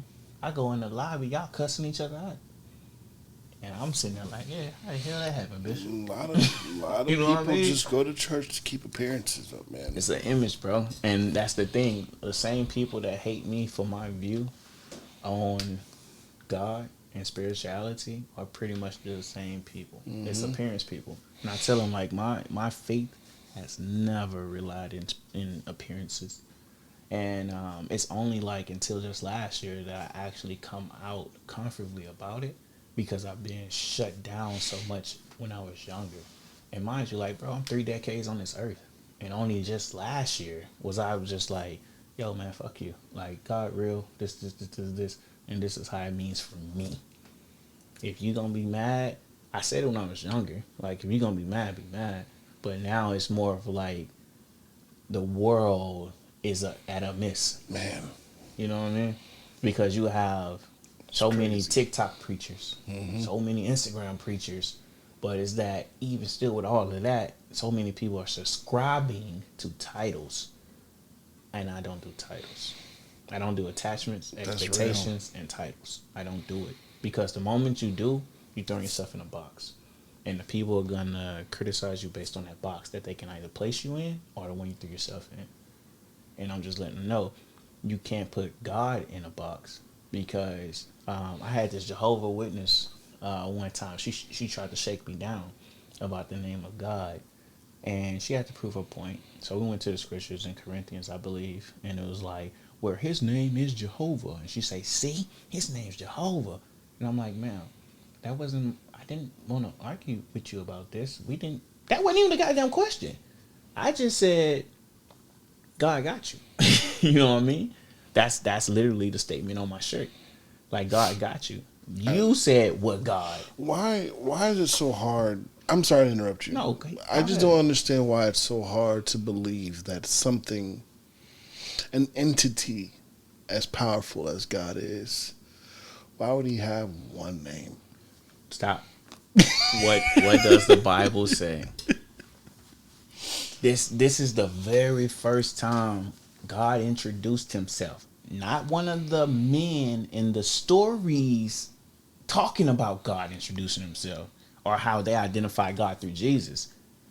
God said, when I think it was Moses, and it was like, who should I tell the Egyptians who sent me? God say, I am that I am. So when I pray and I go to God, I say, I am. Are you listening? Because saying I am that I am, nigga, that shit is immaculate. Nigga, that mean like you can be talking to a rock. Hey, God, man, look, these are my problems. So when I see homeless people talking to the air and like flicking their fingers and doing this, and they just look like they out of it, I'm like, fool, what kind of prayer are they doing? Yeah, what are they I'm trying to learn. Yeah. You know? And a lot of people laugh, point, and do all this shit. I learned as a kid, there's nothing that goes before us that is unwritten. Or they on that good shit. That's it. Hey, no, facts. Bro, I actually got, I was actually under like a psychosis treatment before when I was younger. I didn't take the medicine, but I was around people that did. Shit was bananas, bro. Bananas. I listened to, like you said, you was talking about shrooms and shit, so I was listening to one of your things on the gram, and you mentioned shrooms, and I was like, his ass. But shrooms ain't got shit on this. I believe it. Like, when you talking about those psychosis drugs, bro. But again, have you ever done shrooms? It's I literally just did my first shrooms this year. How was it? It was the gummies. How was it? It kicked in for every bit of like 5 minutes, but I didn't trip. And I don't know if it's a tolerance or if I didn't microdose. Nah, I think it's because I've done gummies, I've done chocolate bars, but nothing hits like that fucking fungus. The actual plant? Yeah, okay. Nothing hits harder than that shit there, brother. Yeah. And I want to see, man, because I know like the thing with psilocybin is like, you gonna go. It's a spiritual experience. You gonna go, yeah. It's a very spiritual experience. They tried a lot of. I went to the waterfall like Naruto did when I was on the shrooms, dog. Seriously, I've talked about this multiple times, and I don't mind talking about it again. I was in front of that mirror. Yeah. And I'll never forget, bro. I felt like I was being completely still and listening, and my image, my reflection was going off on me. Finger in the face. I'm crying, bro. Like, stop being so mean, but it's myself. Yeah. And bro, it was a hell of an experience. I came out way better for it. You know what I'm saying? You came out different. I came out different. I hugged my I embraced my bad self, I guess. You know what I'm Hey, saying? Like I embraced that's that other me. Yes. And I was in front of the mirror for I don't know how long. And, you know, looking back, I was probably yelling at myself. But in the moment, I felt like I was... It was like a lecture. Chill. It was like a lecture. You know what I'm saying? Hey, and the crazy thing about it is that you did the internal work. Mm-hmm. Unintentional. And I'm not saying I still got some work to do. Yeah. I still got some work to do. Likewise, bro. But, you know, that was an eye-opening experience, man. So I definitely think you should try it again Just with the fungus. with the real thing. I'll see about it. I'll see. It's a hell of an experience. Because the doctors told me in that place, they were like, I think you would have a bad reaction. That's why they never dosed me. Because it wasn't medically responsible for them to do it anyway. Because I was only in there for like, what is it called? When you take yourself. Like it was like, I want to see what this is about. So I checked myself in. Mm-hmm. It was that. Mm-hmm. But legally doing that, they still got to hold you. Right. But they don't necessarily have to dope you. So, yeah. Man. So yeah, it was just something, man. Again, it was a spirit for me. It was a spiritual experience because this was during the time that I was learning about like all these religions and stuff, bro. So, this isn't something I have written down. I'm just curious. Go ahead. In your religious, when you've delving into these other religions, did you see a lot of similarities? Always. And Don't you think that's wild? That's why, like, a lot of people will be like, the Bible ain't real. It took its stories from Egyptology. It took its stories from Ebel or Ifa. And, African similarities and this. The Bible is fake and it. You ever played telephone when you were a kid? Did you get the message?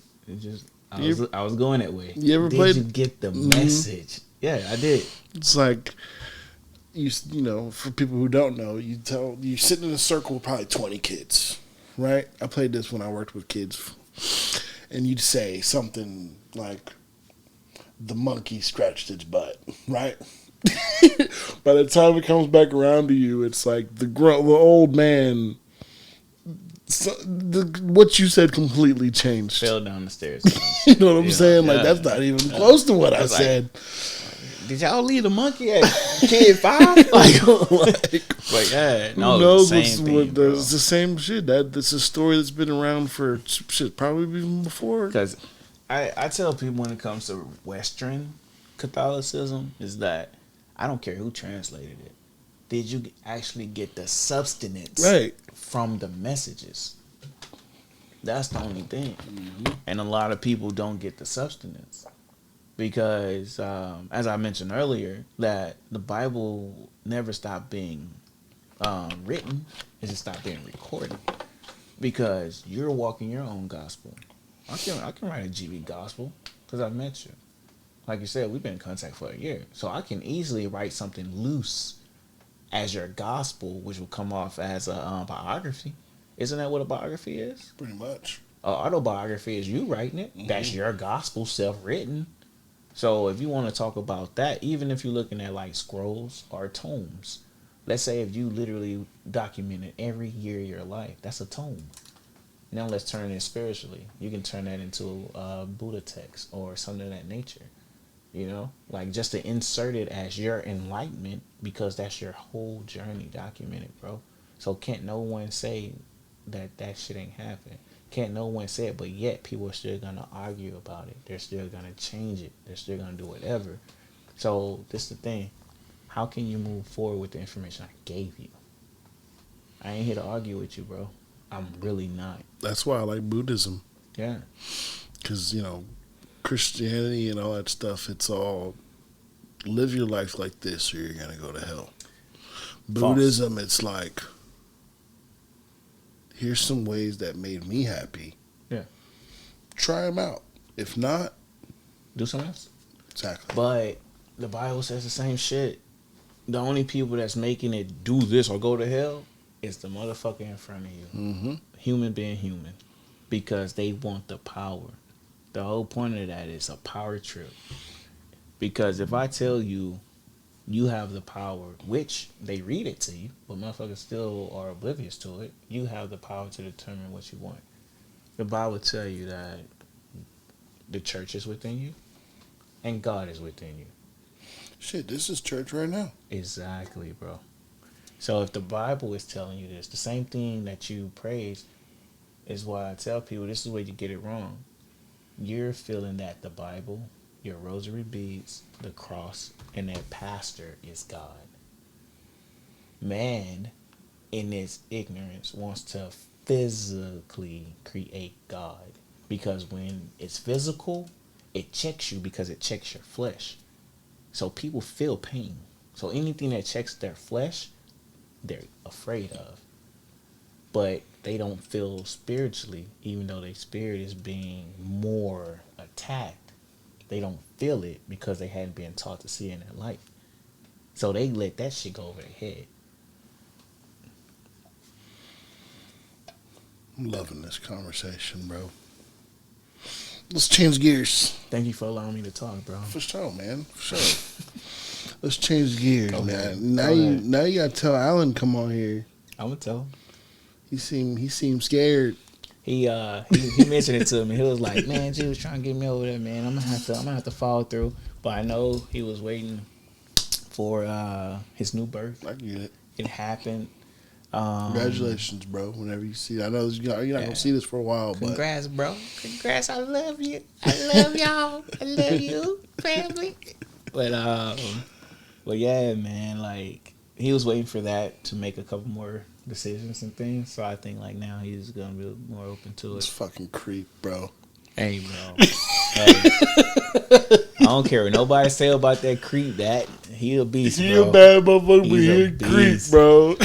He's a goddamn creep. He just got hard right there. I was talking with this chick about Ahsoka, man, and she was like, "Man, he's cool until he starts doing pervy stuff." It was like, yeah, facts.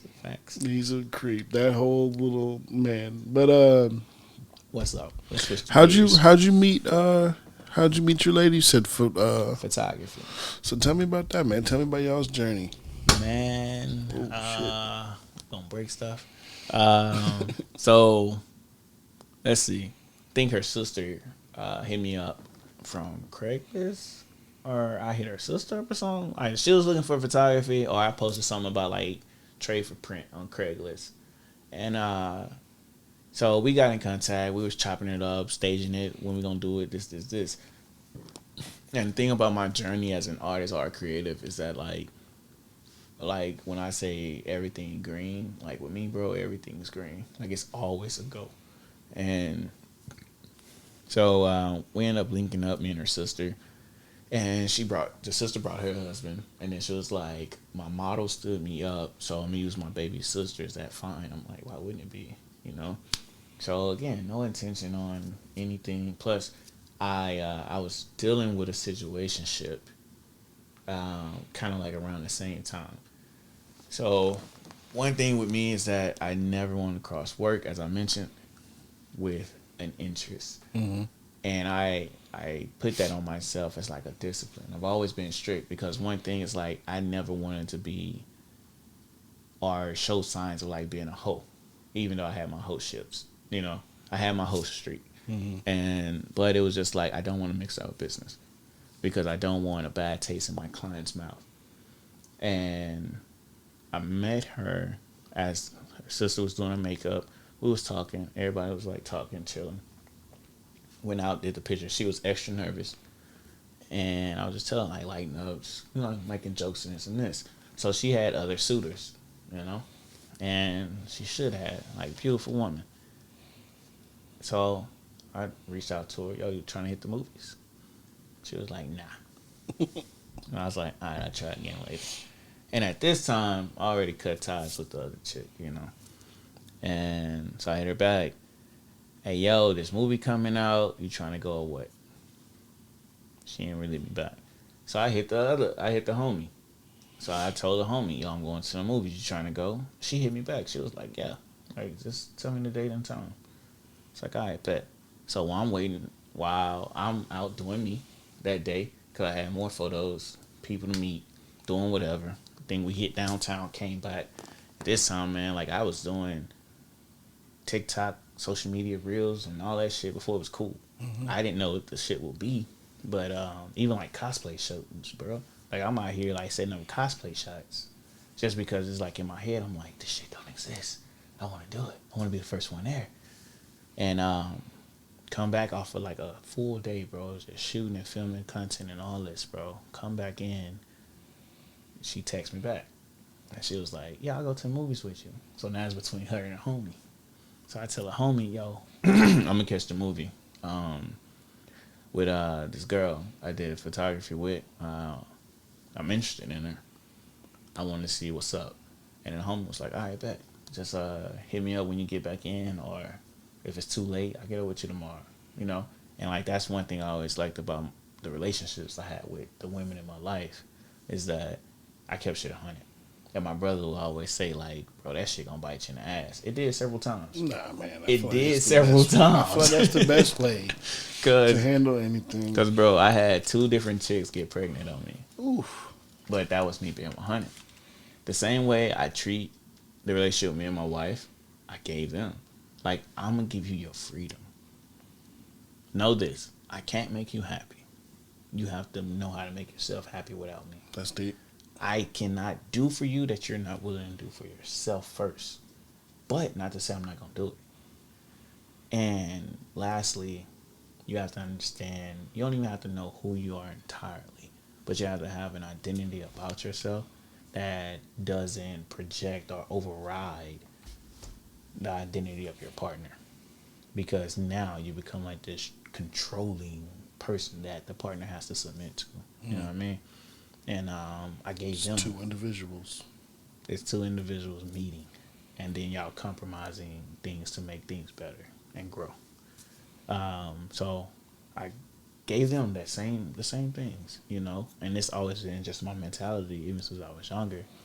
And like I said, they got pregnant, you know. So it's, and even with them, it wasn't you don't bitch. That was never my character. It was just like, oh shit, bro. So y'all good? Like y'all, whatever.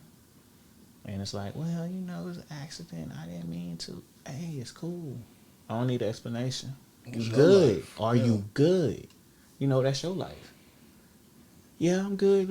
Okay, man, you need something, hit your boy up. But I gotta go do this shoot. You know what I'm saying? 'Cause I'm always grinding, bro. And it happened like that pretty much for both chicks. It was like, well, you know, I didn't hear from you. This. I don't need the explanation. We good. Why are you telling me like, this? I'm not mad at you or nothing. Because the thing about it, and I tell my wife all the time, people don't know what to do with freedom. Mm-hmm. If you give people freedom, they sabotage it because they're so used to being controlled. So when I met my wife, again, she was a hardcore Christian, et cetera, et cetera. So, like, it literally took me probably a month and a half of pursuing her before she was like, let's go on the movie. We went, first movie we seen was Sucker Punch. She's not into those movies, but I was like, yo, this the movie coming out, whatever. That's the one with the 3 chicks, right? 4. 4 chicks. But she enjoyed it. They fight those giant samurai? Yeah. I think I've seen that. That shit was bad, but and but she enjoyed it, you know. After that, I think we went to Boudreaux's or something. We were like right here on 249. Mm-hmm. And she I told her, I was like, yo, if you're gonna eat. Like, don't be, you know. And she went in, you know what I'm saying? And I'm like, whatever. After that, kissed her on the cheek, told her good night, keep up with you, whatever. And like our relationship evolved over the time. Again, hardcore church. So it was like her and her family. Her mom was a minister. So it was like they were trying to introduce me to church. Ooh. And mom was a minister, and father-in-law was a Muslim. So it was like, go to the mosque, go to the church, go to the mosque, go to the church. How'd they feel about you and your ideas? They didn't meet me and my ideas in its entirety until probably literally like 5 years later. Okay. 5-6 years later. Smart. And then that's when I was just like, hey, yo, let me see if I can broaden your horizons a little bit. And I told him, I was like, yo, this is going to be minutely deep because I don't want you to think that what you're doing is wrong. I don't think what you're doing is wrong. What I think you're doing is a piece to the answer that every human has to discover. And I'm not saying I'm above you. I'm not saying I'm below you. What I'm saying is I'm taking in everything that y'all are inviting me to, and the people I'm meeting along the way, and that I'm meeting between walking with y'all. So y'all friends, relatives, whatever, I'm seeing everybody. And I'm not judging nobody. I'm just meeting everybody. And I always relay instances of that to where, like, when Jesus met John, here you go, the son of the Christ, the son, right? Meeting a whole stranger in a whole nother city in the Bible. If you the son of God, and they say God incarnate to the people that call Jesus God, why when you meet this man, you don't understand what he's doing, but he's baptizing people, and yet alone you let him baptize you, right? So they were doing the same thing, two different missions, and both got crucified. You know what I'm saying? But they were literally doing the same thing. I tell people all the time, I'm like, shit, I'm just John running into a lot of Christ. You know what I mean? I'm on the same mission y'all on. It just don't look like y'all's. I like that. And with that is how I felt in my coming of age. So when I'm talking to my wife's family, I introduced them into a lot of things that was questionable, to where it's like I had the insight and knowledge because I done this shit through years. So that goes into Roman, Grecian, polytheists, like just the multiple gods and like all that stuff, regardless of what religion they're coming from. And they like, bro, what the fuck? Like, how you, what? And I'm like, bro, years of just studying. But I tell people all the time, I'm not so heavily indoctrinated to where we can sit down and have a history lesson. I don't care about that. I care about how does it benefit you as a human to move forward in your life. So if it was a lesson I could grasp from it, I want to grab that lesson to be able to convey it to the person that it'll help. That's what I'm more in bed on. But if you were to sit down and be like, so what's the difference between Athena and Ares? Bitch, I don't know. But I know what stories they're from, you know, Aren't they stuff siblings? like that.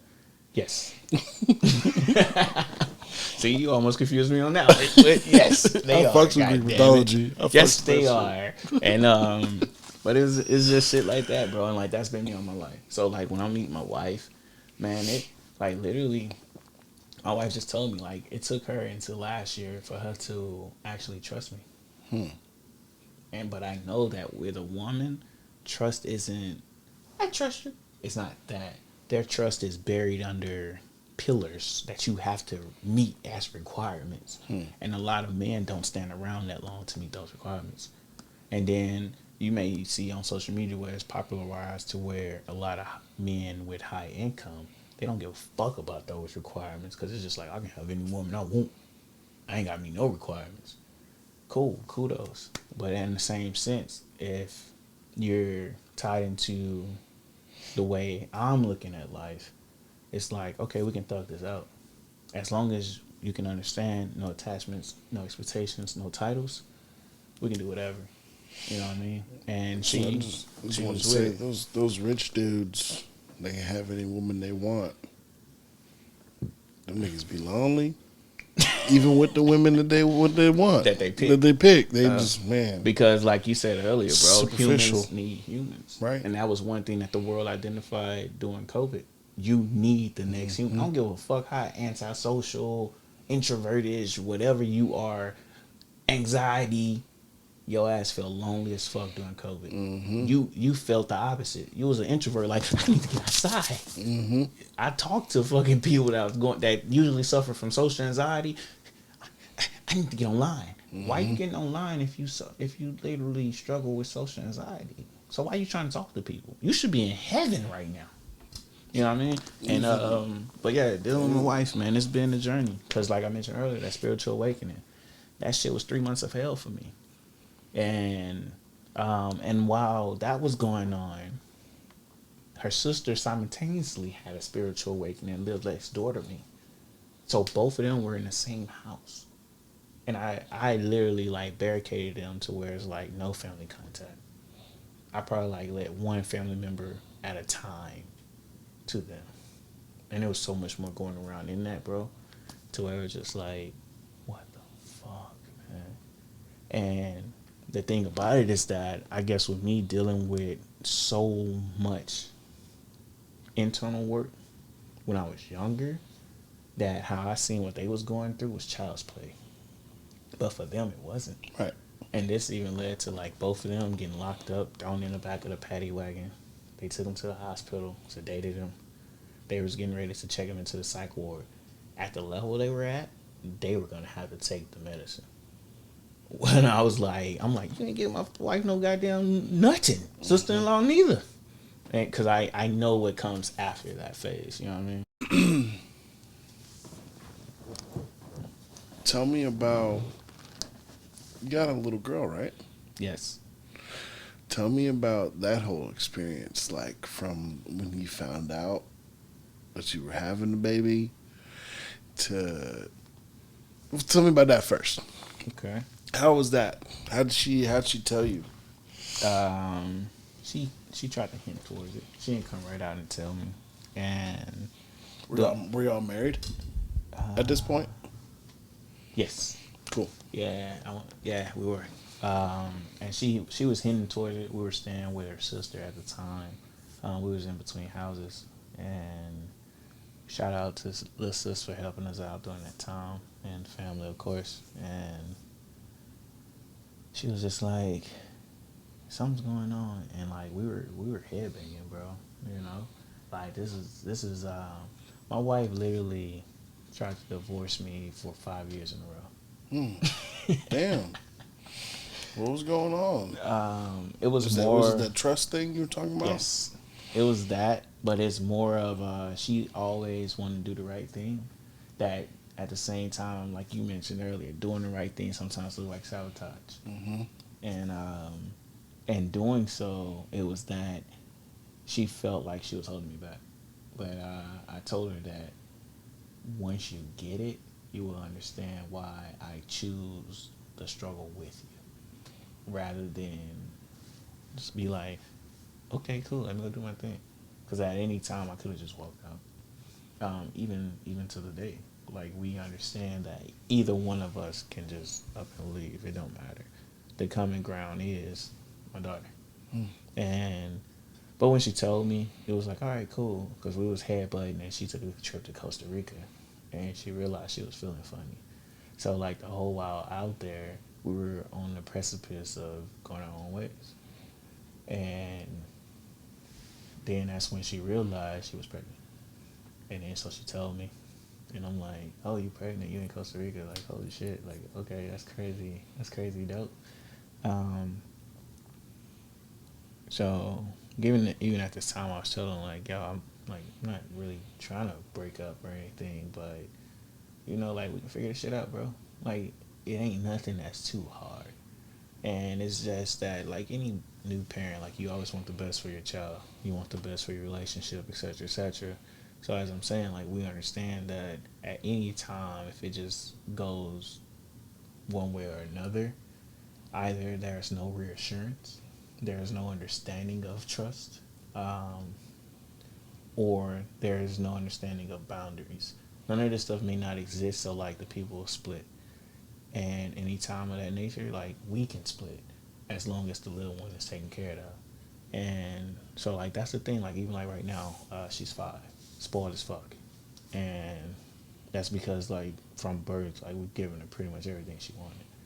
And I have to always reassure my wife that she gets whatever she wants, whether that's our attention, toys, love, chilling with her cousins, whatever she is. And that's one thing I always told my wife, and she buried inside herself, is that I don't care what adult shit you go through, don't let it affect the kids. And a lot of people do. A lot of people do. That's how it should be. And to where it's like you don't know your cousins. Because that's where the trauma comes from. Exactly. They can't handle that shit. Yeah. And it's like, y'all adults can fight all the fuck y'all want. Don't let it affect the kids. As long as we can all agree on that page, we good.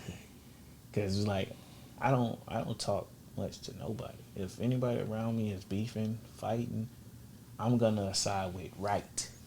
I don't care about personal feelings. My wife learned that about me early in our relationship, because she used to always kind of try to give me the cosign with shit. Like, nah, you wrong, bro. Mm-hmm. She, what? You wrong, bro. That wasn't what that was. You know, and I give my 2 cents. Whether that means she been mad at me or not, I do not care. I'm not attached to your emotions in that sense. But if it comes to your emotional support, I'm there for you. But your emotions when it's ego and all this other shit, you know, fuck. Like, no, it's wrong. Wrong is wrong. Right is right. And I tell people all the time, like, man, the only thing you're struggling with is love.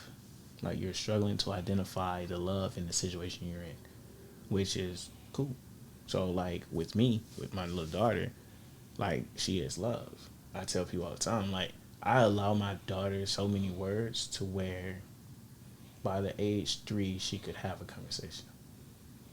That way, that's because I'm not down her throat like, that's disrespectful. Shut the hell up. You don't talk to your parents like that.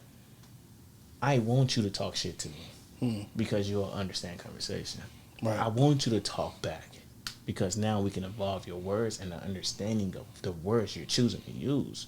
And then But when she now, gets older, let's she'll be able to correct it. speak up for herself. Exactly. And, yeah. And Hell yeah, along that's the how it way, should be. we about to correct this so you can understand what you can say to dad and mom versus what you can say to everybody else. Mm-hmm. And so, like, right now, we're in the correcting phases. And then so she think about it, like, wait a minute, hold on. Mommy, daddy, da-da-da-da. And, like, we're sitting there listening to her problem solve. You know what I'm saying? That's like, loud. she's problem solving out loud. And she's only 5. And then it comes into other conversations, bro, to where it's just like, yo, I'm going to give you the same free reign my mom gave me. Again, my mom wasn't the beat, let me throw my fist down your throat type. None of that. I think my mom probably only with me probably a couple, like 2 times. My pop's probably the same, like throughout my whole childhood, bro. And it was because of like probably some shit that warranted whoopings, you know. But I think I was trying to set a fire in a tree. Oh, shit. My mom whooped me. Right. You know what I'm saying? Right. I stole from Walmart. My mom whooped me. That's because then you're like, I'm not gonna do that again. Yeah. You know? And I was stealing on some ego shit. Like, I didn't even have to steal. I stole a video game, bro. Computer game. What game though? Civilization. So, I don't know about that one. It was one of those Sims? sandbox games. Gotcha. To where, like, you start with nothing, then you gotta gather resources and build it up. So, I stole that. And it was like, I didn't have to. All I had to do was just ask my mom to get it. My mom got me every fucking thing I ever wanted. By whatever means that meant. Whether if it was like asking somebody to help her out or whatever it is, it was like my mom gave me and my brother what the fuck we wanted. But then me and my brother, keen to our environment, we realized at a young age that like all the stuff we was getting actually was stressing my mom.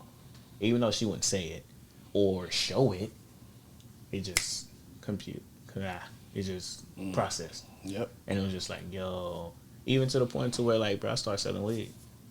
Like, you know what I'm saying? And like just sneaking the money in back to my mom, like without her knowing, like that's for you, mom. You know what I'm saying? And I was doing middle school, you know? So it was like even like stepping in for right there, then it was just like I think she came to me and was like, what? Like, you had that what? And I was like, yeah, see what happened was, and she was like, you ain't gotta do that. You ain't gotta do all that. Like, I'm gonna figure it out. And I was like, all right, cool. You know what I mean?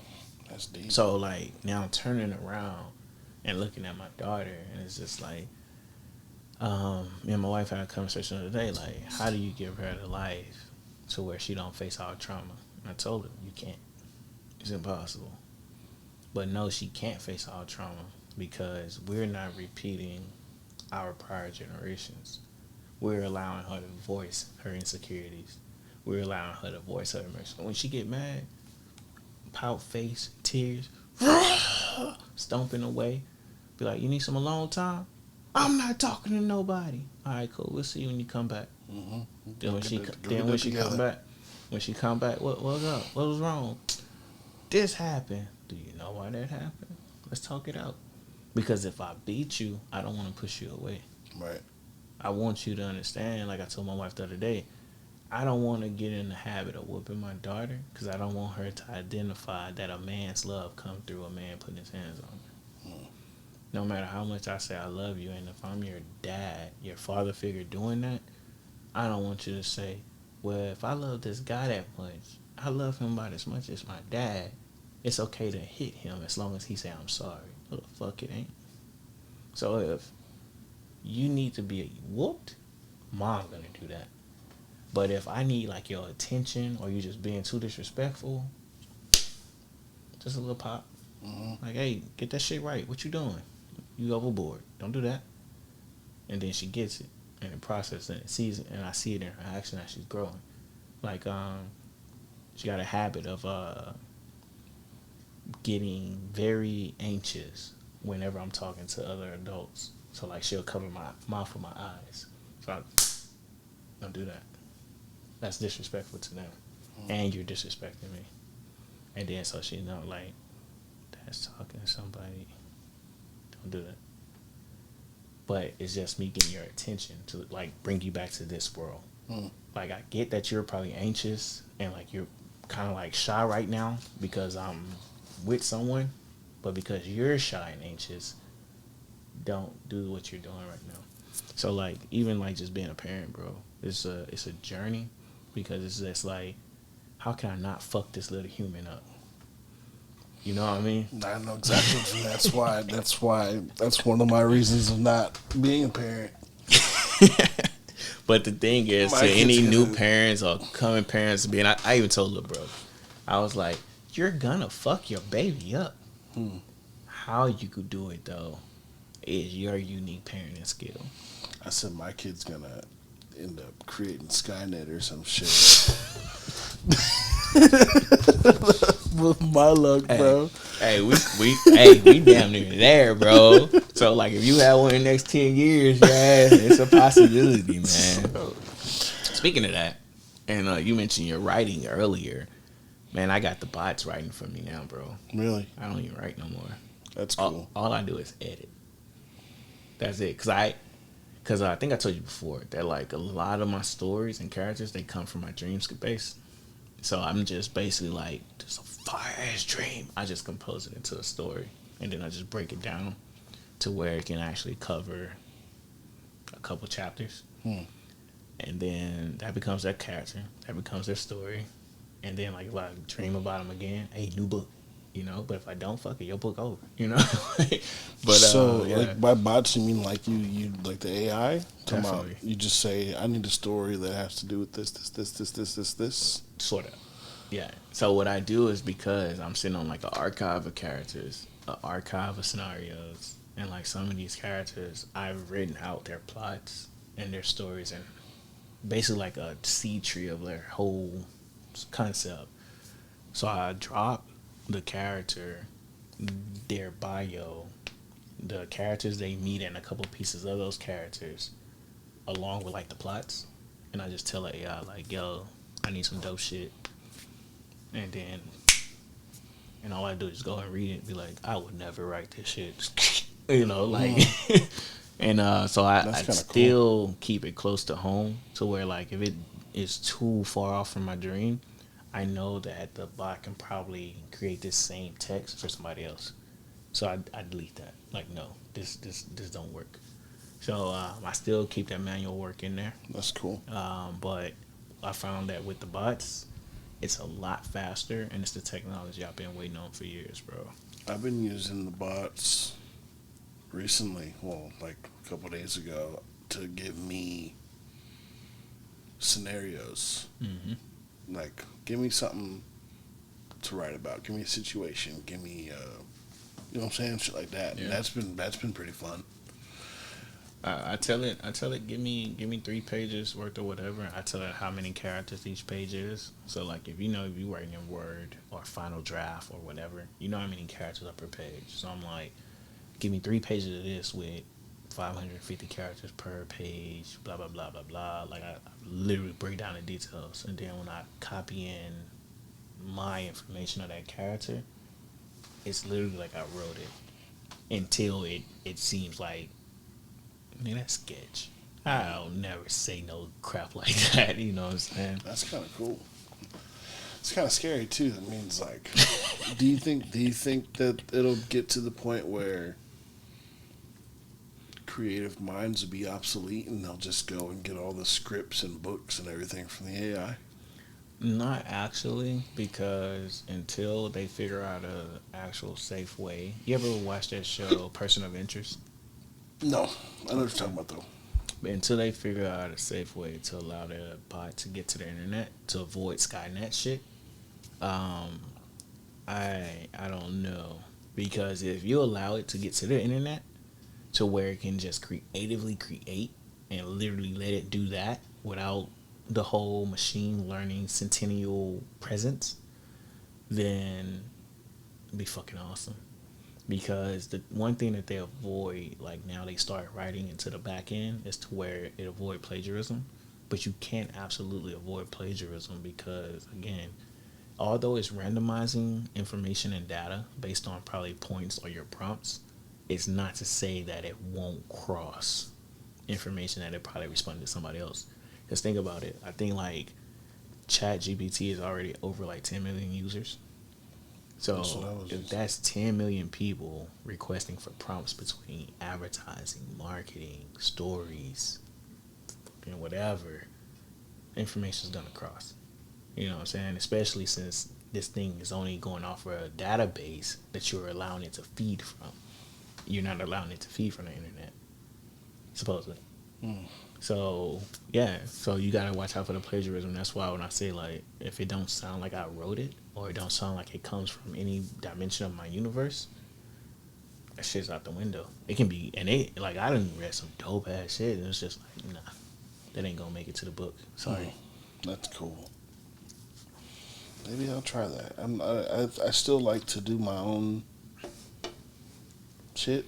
You know what I'm saying? Something about just sitting in front of a computer and just clicking away, but Now with like AI's nuts. photo, video, running the brand, and then like the traveling I've been doing lately, I feel don't you. have the time. I feel So it's like, what can you do for me so quick that I don't have to get on Upwork or Fiverr and try to solicit out? And like right now, I just watched Google I/O yesterday, and I seen like dope shit that they're doing. Their AI. I don't know if it's still in beta, but you have to be invited to it at first. But I think it's live right now. It's called Bard. So it's just like chat, but it's called Bard. So what they're doing is that they're also running. They're getting ready to release their video thing for AI. So the same way how people make deepfakes, you can use the Google video AI to do something, and it ties into Google Translate. So now it's no longer you having to go to Upwork to like hire somebody to translate your shit, or Fiverr, to where like you got to pay like $500. I mean $100 for 500 words.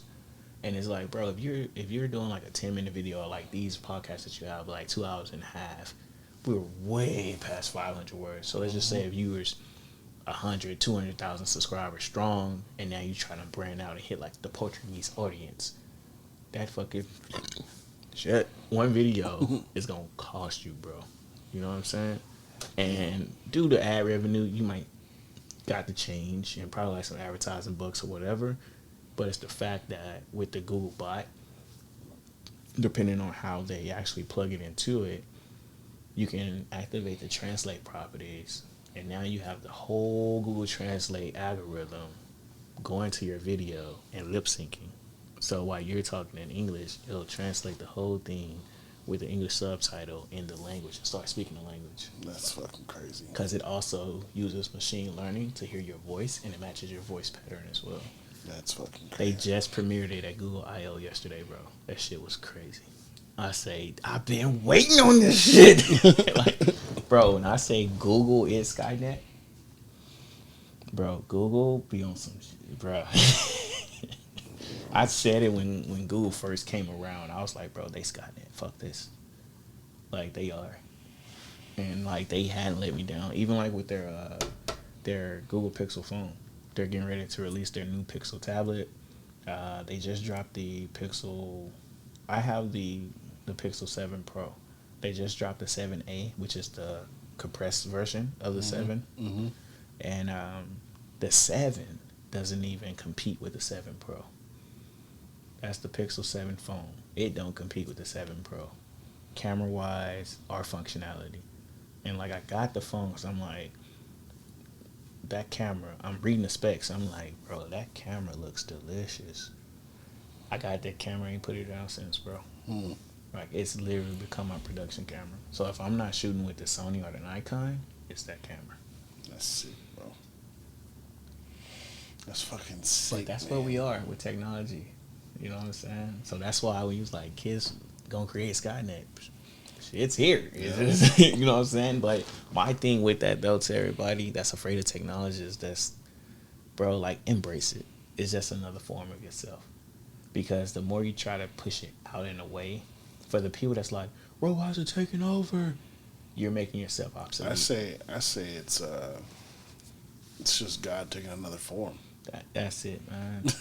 Because you're gonna make yourself obsolete. Think about people that's like, I finished learning in high school, or I finished learning the last time I got fired. Then you made yourself obsolete because a machine can't do what it's not programmed to. Even with the ones that's all the algorithms that's based on machine learning, it's like they were programmed to learn and adapt. But they were programmed to learn and adapt. They didn't just start learning and adapting. Because if that was the case, they would have been doing this in the 90s. And machine learning been around for a while. It's just now it's to the level of where it's at right now. That it's been introduced to the public. Because think about it back on the back end. Like they had to use machine learning throughout history to do a lot of stuff. You know what I mean? Like the machine had to learn its errors and mistakes so it won't repeat it. But then it's like, oh, goddamn minute, it's thinking too fast. Stop it. Okay, let's fire it back up 5 years later. You know what I'm saying? That's nuts, man.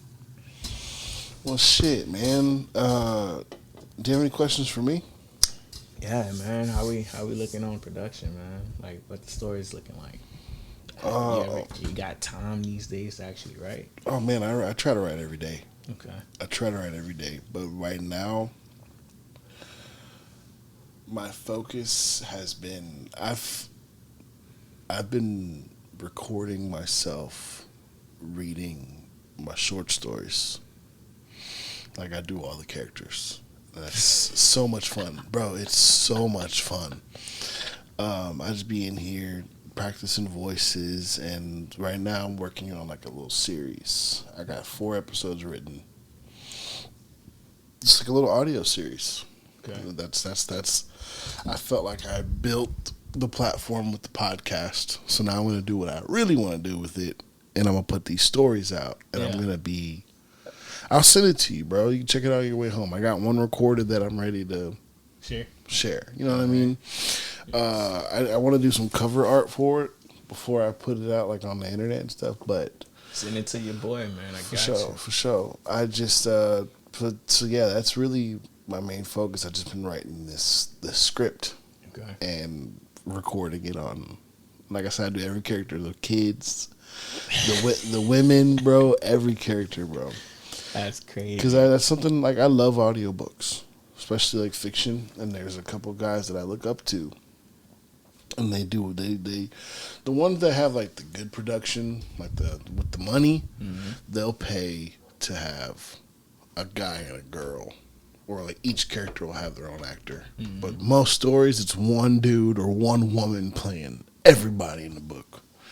And that's dope to me. That shit takes talent. Yeah, and I'll send it to you, bro. It's sick. It's pretty sick, man, and it's a lot of fun. That's the main thing, is I've been having a lot of fun doing it.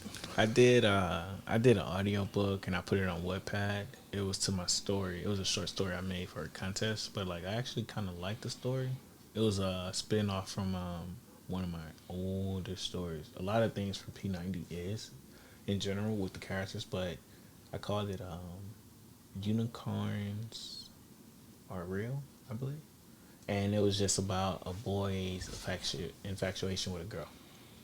And so like the girl is just so beautiful and rare that he called her a unicorn. That's how he refers to her. But yeah, I did the whole audio for it, and like I did like the boy's voice. But I didn't do the girls because I was like, bro, I don't know. I don't want to sound like an anime. You know what weird. I'm saying? No, it's weird. And the one that I did do, because what I'm going to send you is just, let's see if I can find it real quick. The one that I'm gonna send you, it's just all men talking, Okay.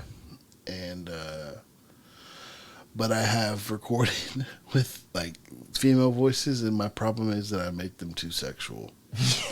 Like the anime is, bro. That's what I'm saying. Anime has ruined this man. I make them sound too sexual. I'm trying to see if I can find it real quick. If not, I'll just have to Anime see. VO. Yes, senpai. Oh, no. Is this it? I think this is it. Bro, that's one thing that I don't like about anime. Like I'll watch. I let my daughter, believe it or not, I let my daughter watch Attack on Titan when she was like 3. That's not an overly sexualized anime, though. Exactly. That's why, bro. Because like every other anime female character is like it has that hentai voice. Yeah. And it's just like I don't want my daughter. Another hearing good that, one bro. is Demon Slayer. It's not- Yes, is they do not sexualize the voices, bro. I even get there in Short like story, but I found it. I'm gonna send it to you. all right, Black Clover. Like that's why my favorite one is like the Sleeping Mage. I love her because she don't talk. That one's got a lot of It be on some sexuality other, bro. in it, though. Especially with Vanessa, bro. It's like, what do, you drunk ass witch? Like, Vanessa, what are you doing? and then her the Her witch, the her- witch queen it's or her whatever. cousin, huh? I don't know, but that bitch was bad. Do I have your number saved? Let me see. I don't want to say it out loud. Is this it? They see it. No, let me change it up. Where you want to do it? Let me see. And I'll just type it in for you. There you go. Okay. I mean, y'all can call me, bro. My number is online. It's 832-947. I'm gonna be like Mike Jones. They gonna know that number. Hey, fuck it. Honestly, that's how I want to end it, bro. I want you to plug your stuff. It's been a pleasure talking to you, man. Like I said, it was. John always told me you was good people, and if my people fuck with you, I fuck with you. You know what I'm saying? And John, one of the realest niggas I know. So That's crazy. I just I had a meeting with this guy earlier. He said the same thing. He was like, "Man, my people fuck with your people, and your people swear by you." It's just like, bro, because all I do is walk through life, man. Just I literally give everybody the benefit of the doubt, even for like people that cross me. Like, because again, no expectations, no attachments. That's your old energy. You may be walking a different life now, and I can't hold you to that. So, in case y'all want to find me, I know my man G is gonna plug it. You can go to find me on the internet anywhere. Just type in XOCCXI. That's Xochi. And you can get me on Instagram, Twitter. Meet me on Twitter. I talk a lot of shit on there. I love talking to people and having conversations. On Instagram, if you meet me on there, again, it's XOCCXI.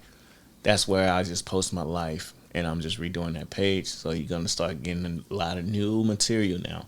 Whereas if you want to follow the brand, that's UBU, the letter U, the letter B, YOUU, and it's spelled that way because you just have to be you, as well as YOUU. People ask me all the time why the 2 U's, because there's a U in you. That's it, man. So why are you you? YOUU. Why are you you? Embrace that you at the waterfall, man. That's it, man. Face them waterfalls in your lives, man. So It's probably gonna be the picture. go see TLC. You know what I'm saying? Go chase them waterfalls, man. Y'all need it, man. I appreciate you coming on, brother. Appreciate you. Yes, sir. Gotta get your brother on The here. platform. Gotta get your wifey on here. Peace.